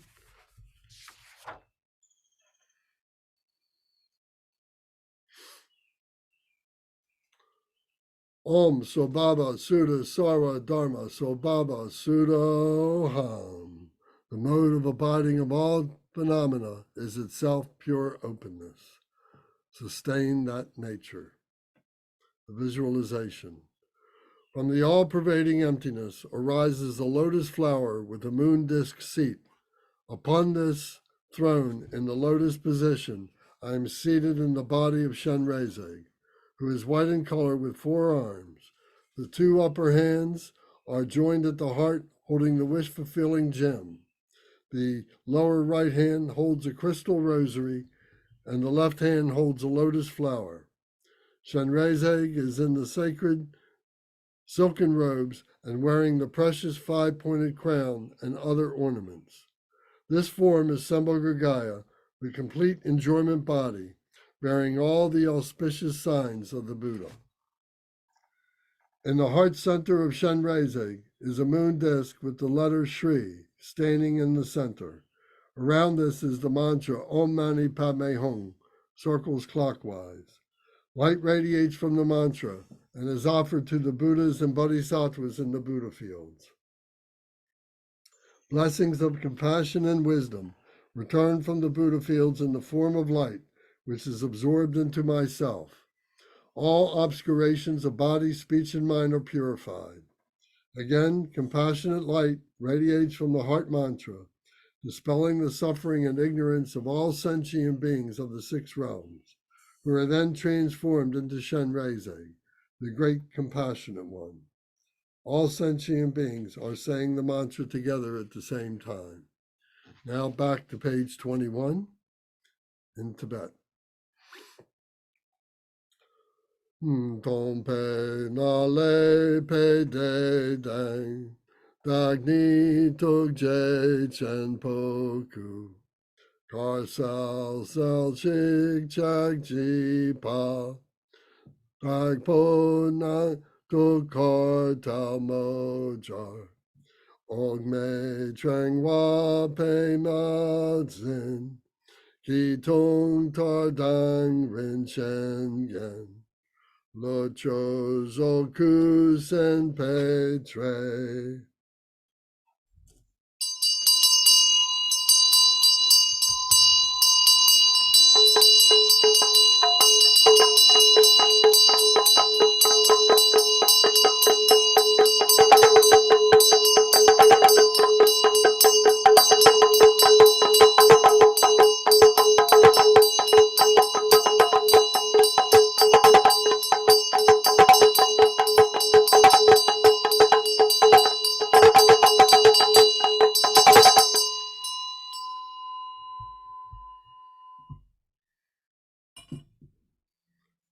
Torkar daten shritar nagi kor, de le wo tro sange chang sam tro, de nam yin lab no drub daglatim, la yang wo tro dro we dig drib jong. Tugje champo kugyo nadra drog. Om Mani Padme Hum Shri. Om Mani Padme Hum Shri. Om Mani Padme Hum Shri. Om Mani Padme Hum Shri. Om Mani Padme Hum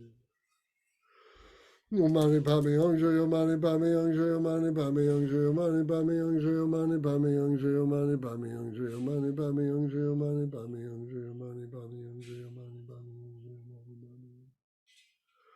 yo mani pami yongsho, yo mani pami yongsho, yo mani pami yongsho, yo mani pami yongsho, yo mani pami yongsho, yo mani pami yongsho, yo mani pami yongsho, yo mani pami yongsho, yo mani pami yongsho.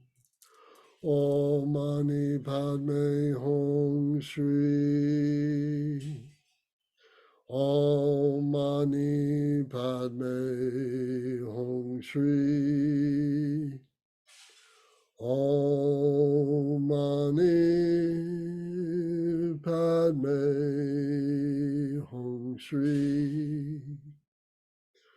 Om Mani Padme Hum Shri. Om Mani Padme Hum Shri. Om Mani Padme Hum Shri. Om Mani Padme Hum Shri. Om Mani Padme Hum Shri.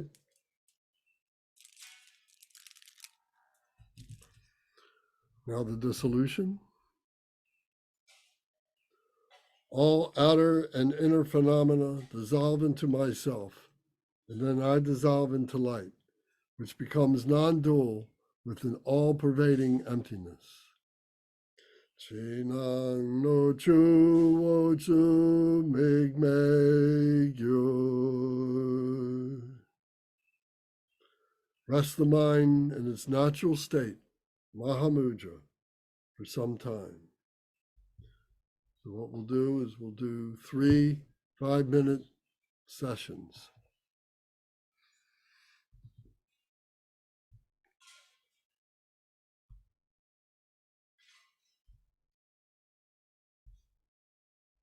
So visualize the dissolution, as we said before, the Om Ahong dissolving into light, dissolving into the Shri syllable at our heart center. The Shri syllable dissolving, disappearing into the emptiness, becoming invisible. When your mind wanders, just bring it back to the visualization.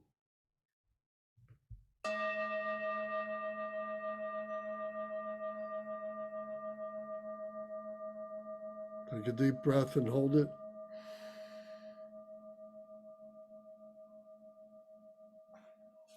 Exhale and hold it.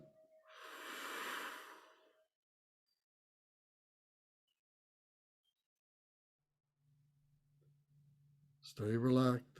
Stay relaxed in the 7-point posture.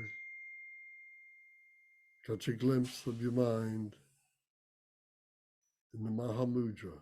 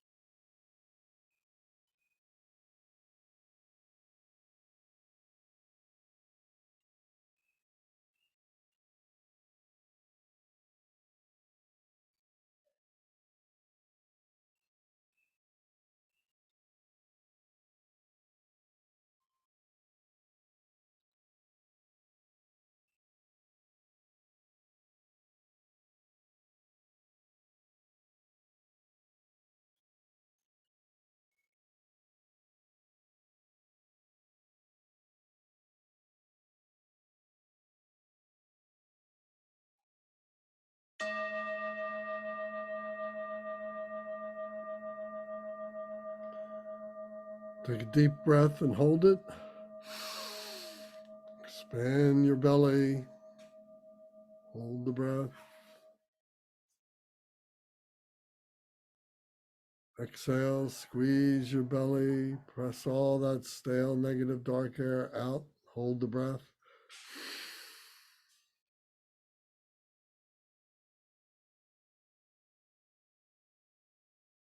Breathe in and hold the breath and raise your arms up over your head. Bring your hands together over your head. Look up through your hands at the ceiling and stretch your back, stretch your neck, stretch your arms. Hold the breath.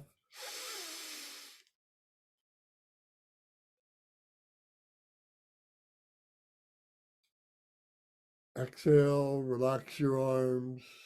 Come back down to your side. Hold that vacant breath.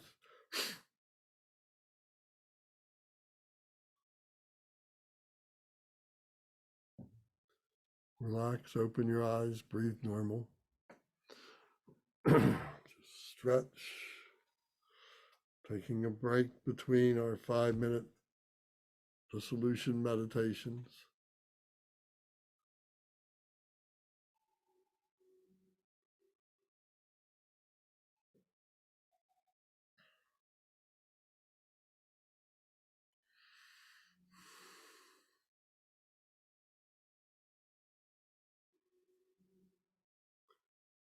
If during the meditation you find it helpful, you can read the text again.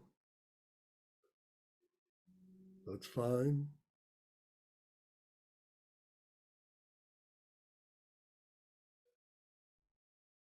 Catch a glimpse of the emptiness. Whatever helps you to recognize that is fine.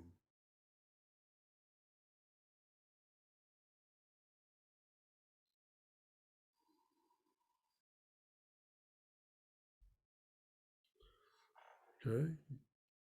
Maintain your posture, the 7-point posture of Varanchana. We continue the next meditation. Take a deep breath and hold it. Keep your body relaxed, your back straight.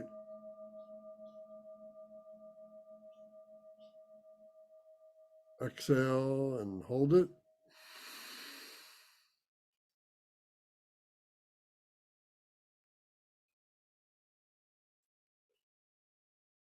Stay relaxed and breathe normal.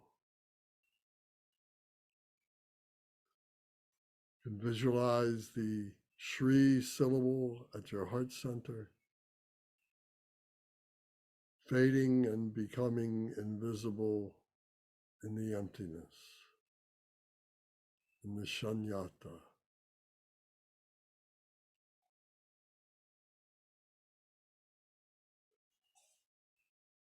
Your mind is Mahamudra.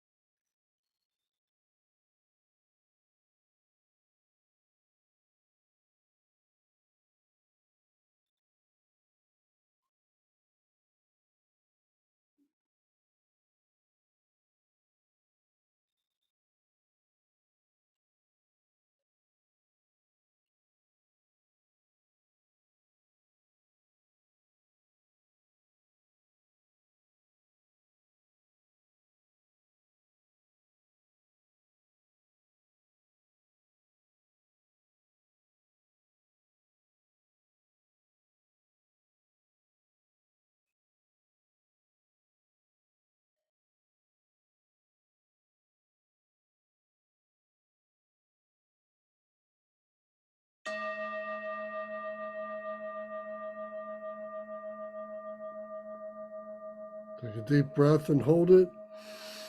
Raise your arms up over your head. Bring your hands together and look up between your hands at the ceiling and stretch.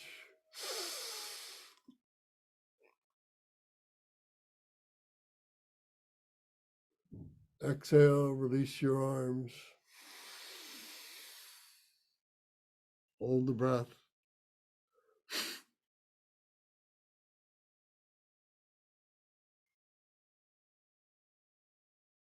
Stay relaxed, breathe normal, open your eyes. This is the second break.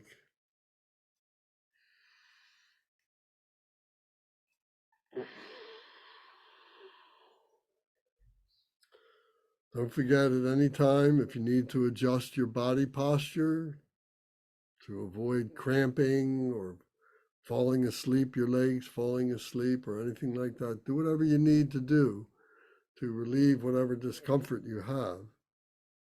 Try and keep your back straight during the process, or at the very least, return to the straight back position. That's the most important element.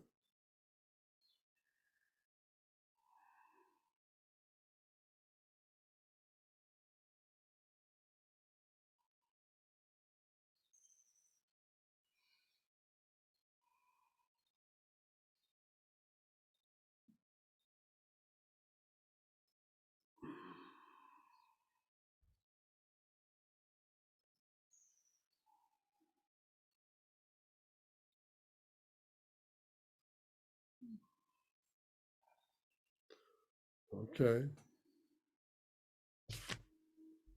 Maintain your back straight. Take a deep breath. Hold the breath. Feel the fresh, clean, pure air in your lungs.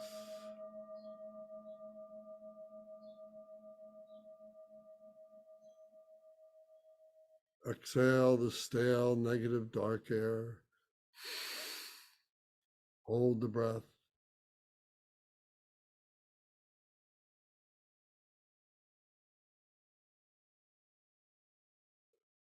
Stay relaxed. Visualize the Shri at the heart, fading, fading, becoming invisible into the Shunyata.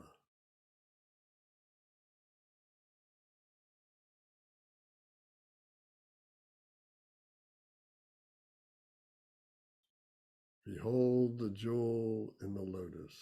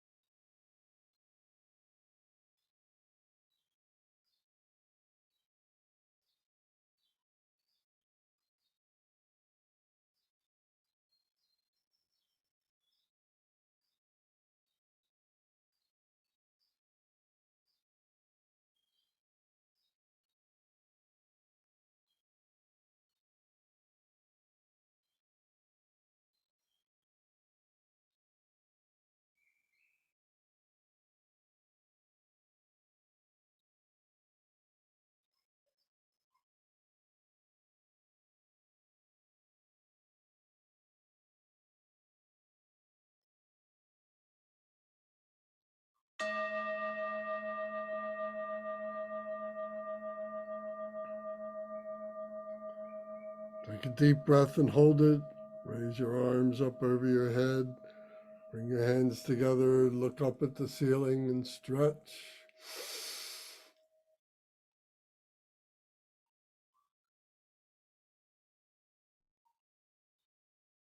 Exhale, relax your arms. Hold the breath.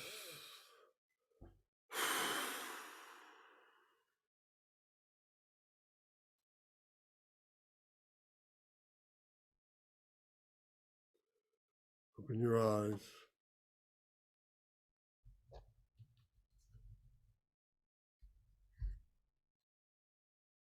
And then appear again as Chenrezig. Visualize yourself as the Bodhisattva of compassion.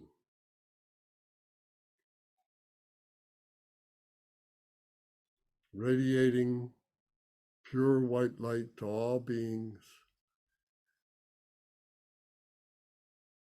Compassion.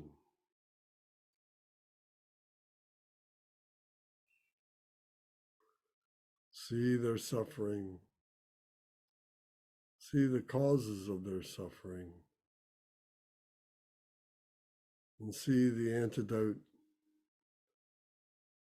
of bodhicitta, loving kindness, compassion, joy, and equanimity for all beings.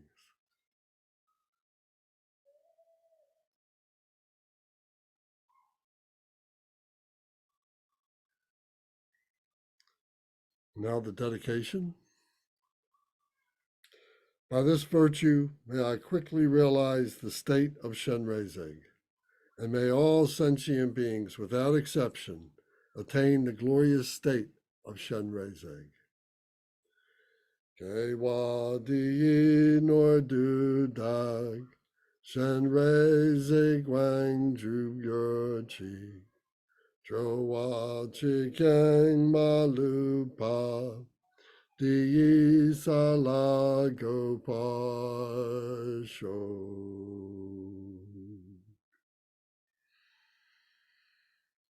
Okay. So that is the sadhana, the practice of Chenrezig. The word sadhana means practice.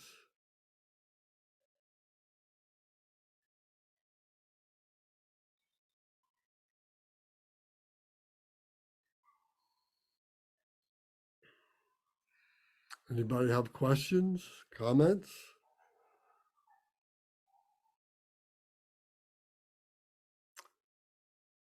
Well, I will extract some then. Gavin, what did you think of that? How was that for you today? Oh, it was very good. I really appreciate it. One of the questions I had is, when did this individual Chenrezig live on planet Earth? Chenrezig is a meditational deity. Okay, he's a meditational deity. Yes. He's not a bodhisattva. He is a bodhisattva. He's a meditational bodhisattva. It is within ourselves and was expressed, it was introduced to us through Buddha Shakyamuni. As he would enter into his meditations, the sutras are filled with his becoming the different enlightened ones and speaking as we would call channeling those particular deities, and those sutras are filled with the teachings of these meditational deities through Buddha Shakyamuni. So just to make sure I got you right, so Buddha would meditate and then he would turn in to Shakyamuni, and then his disciples would learn from his channeling of Shakyamuni? Correct. Or Shinrei? There would be questions and answers that were given by the Buddha, questions by his disciples who would ask questions and so on. And he would go into a meditation. And as I say, he would like channel the particular deity that was necessary for a particular teaching or whatever. That's very interesting. Was it known in the kingdom that Shakyamuni Buddha was prince of Chenrezig prior to Well, Shakyamuni Buddha's enlightenment? you No. mean when he was Siddhartha? You mean before he became Yeah. Siddhartha, before he became the Buddha? Was Chenrezig known to the empire then? There were Buddhism came out of Hinduism and Jainism that was prevalent in India at the time. And so there were enlightened beings, there were gods, if you will, that were being expressed in the Hinduism.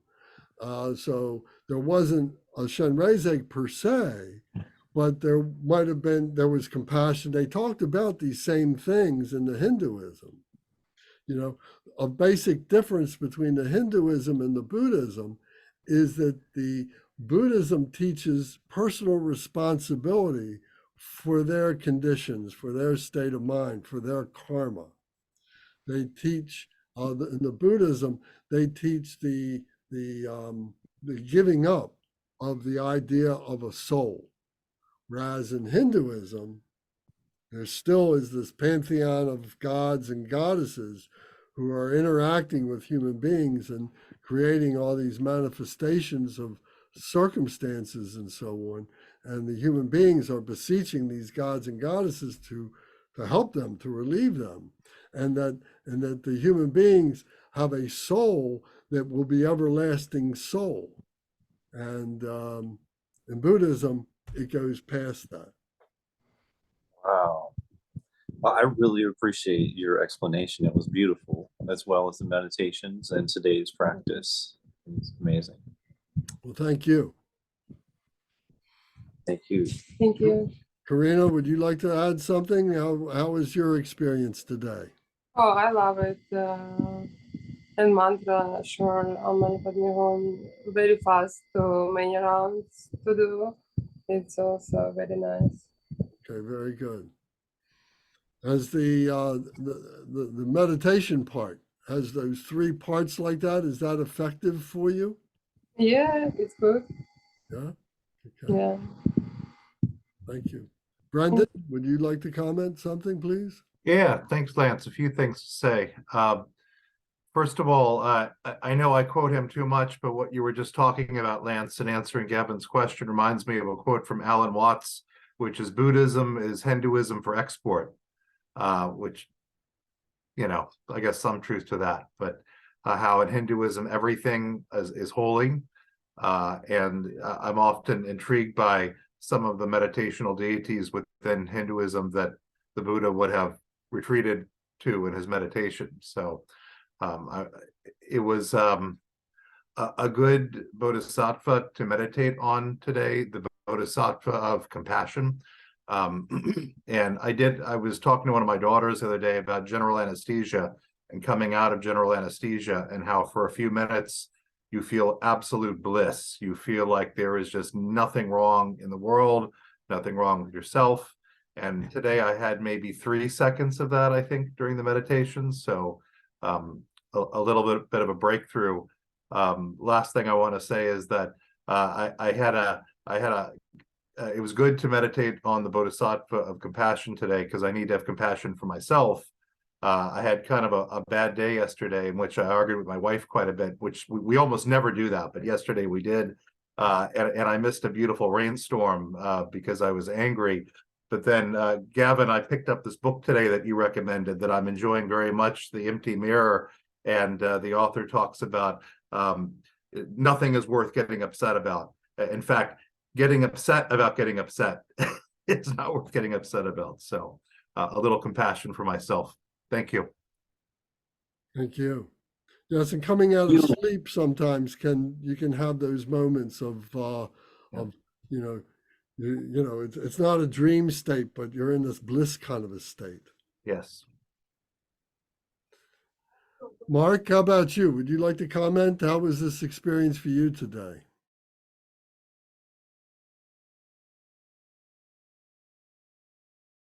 No, just touch the space bar. Oh, you're probably on your phone, aren't you? Your tablet. You don't have a space bar.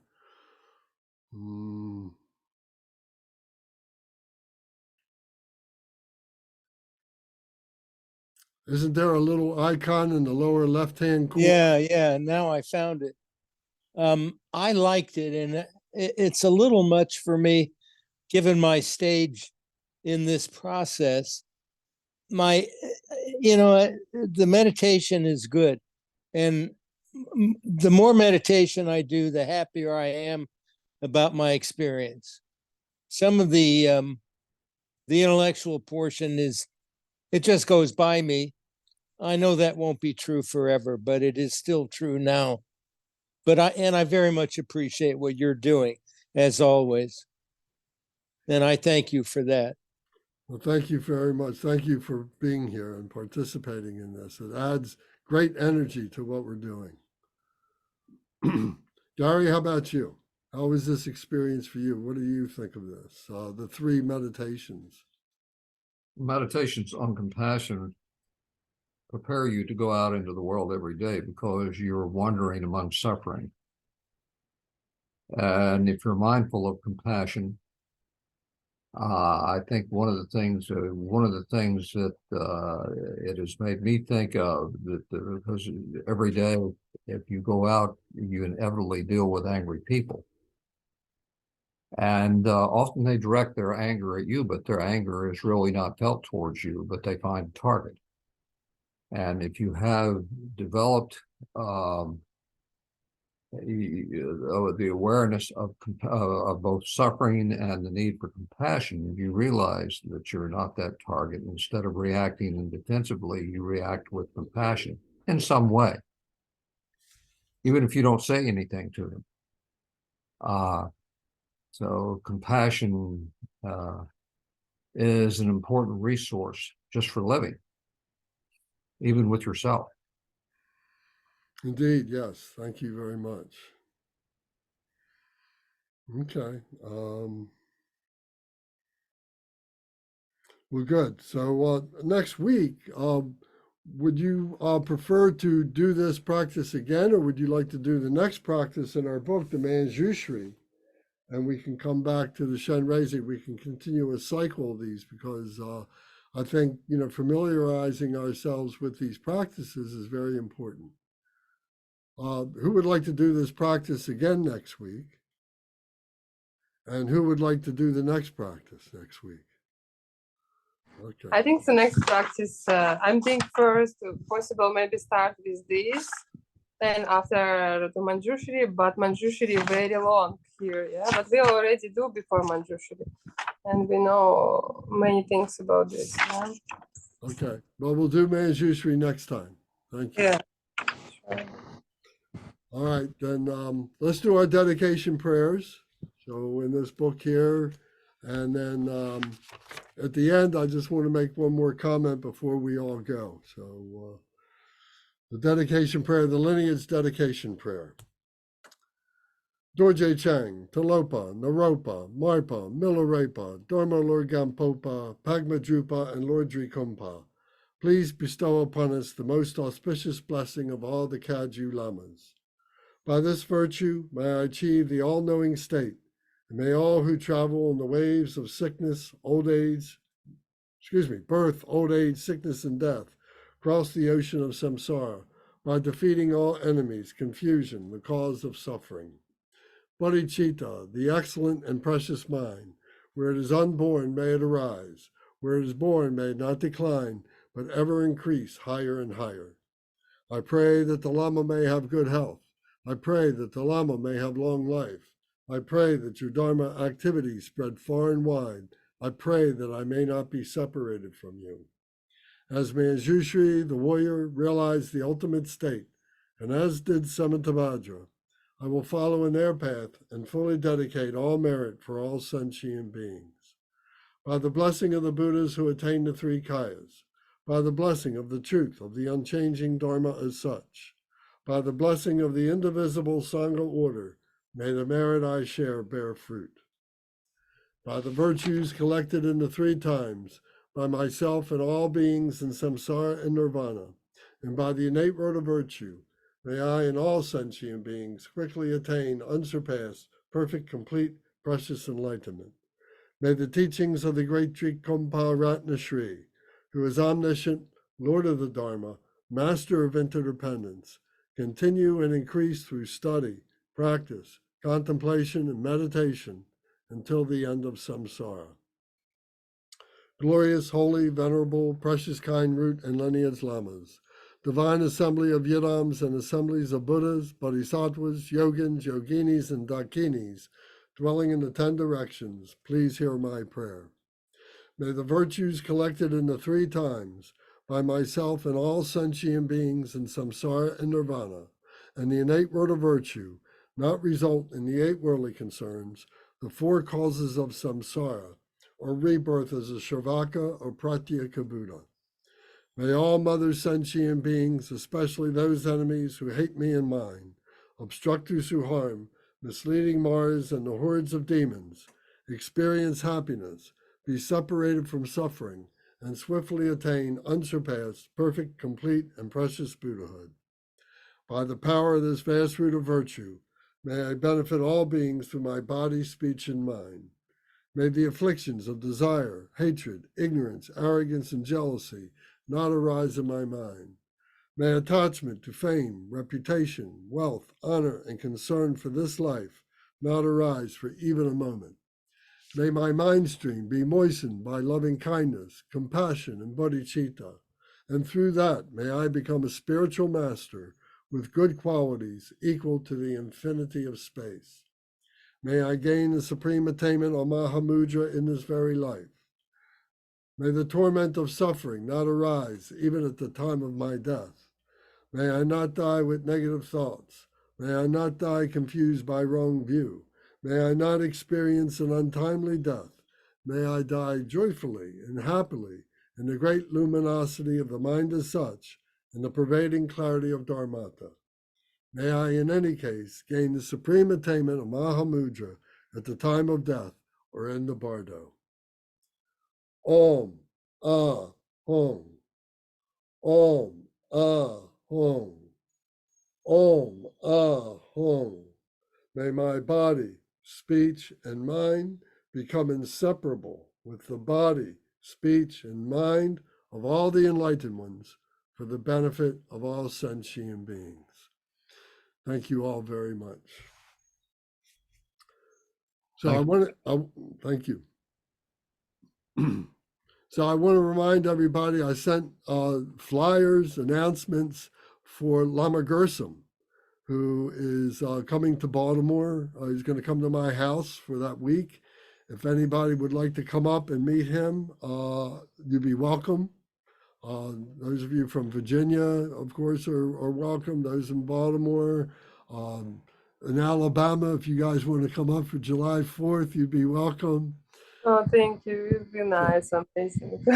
But we will be on Zoom Mhm. for the times that we said. So I hope that you can participate on the Sunday and the Monday, figuring that Monday is going to be a holiday because of July 4th. Most people will be off of work. So we're going to take the Sunday and the Monday to do the long life empowerment of Buddha Amitayus. So the empowerment has 3 elements to it. We call it the 3 kindnesses of the Lama. It has the instruction as to how to do the practice. It has the empowerment itself, and it has the transmission of the empowerment, which is a heart transmission from the Lama, from the Vajra master to your heart. And it doesn't matter whether it's sitting right in front of him or it is 1,000 miles away in some other place.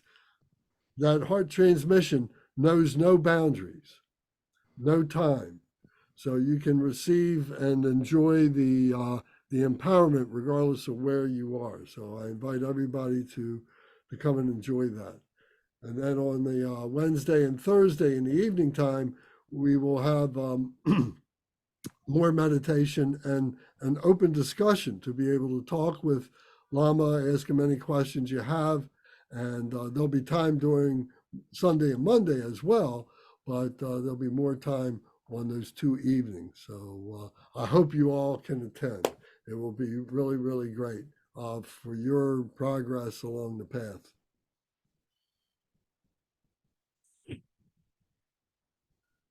Does he speak English? Oh, yes, very well. Okay, Yeah. very good. As a matter of fact, he used to teach English when he was in the monastery in India. He taught English to the other monks. Nice. Yeah, so he's very good. He's a yogi. Wow. He approaches things from the same point of view as I do. I'm not a great scholar, and he's not a great scholar either, but his practices are excellent. You know, he is a practicing monk. So that, well, he's not a monk, he's a yogi. What's the difference between yogi and monk? Well, a monk is one who has taken vows to abstain from eating at certain times and doing certain things and not having, they are celibate, they have no sex and so on like that. Yeah.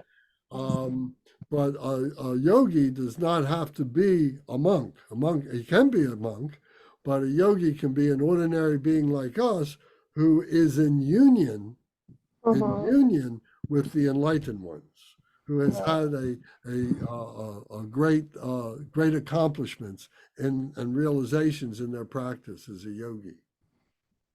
Oh, wow. Yes.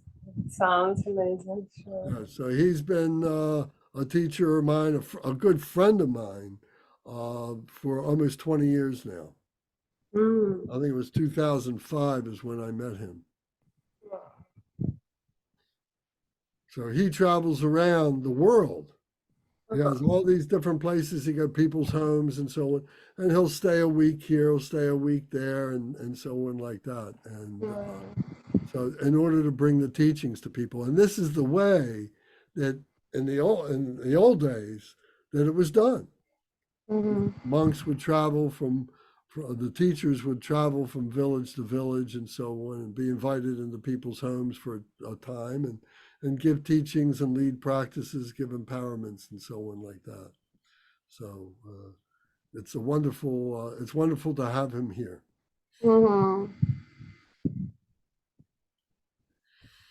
Okay, so thank you.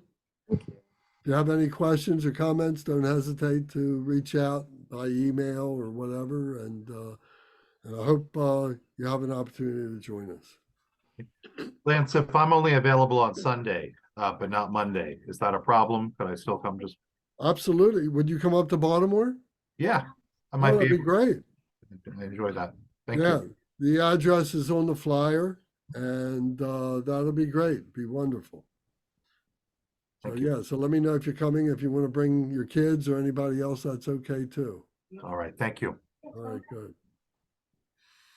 All right.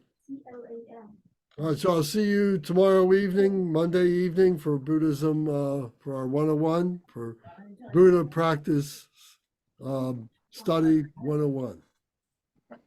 Thank you, Lance. Thank Thank you, you, everybody, for a everybody. wonderful time. You're welcome. Thank you. Thanks, Bye-bye. Lance. Bye. Have a good day. Bye-bye. Thank you. For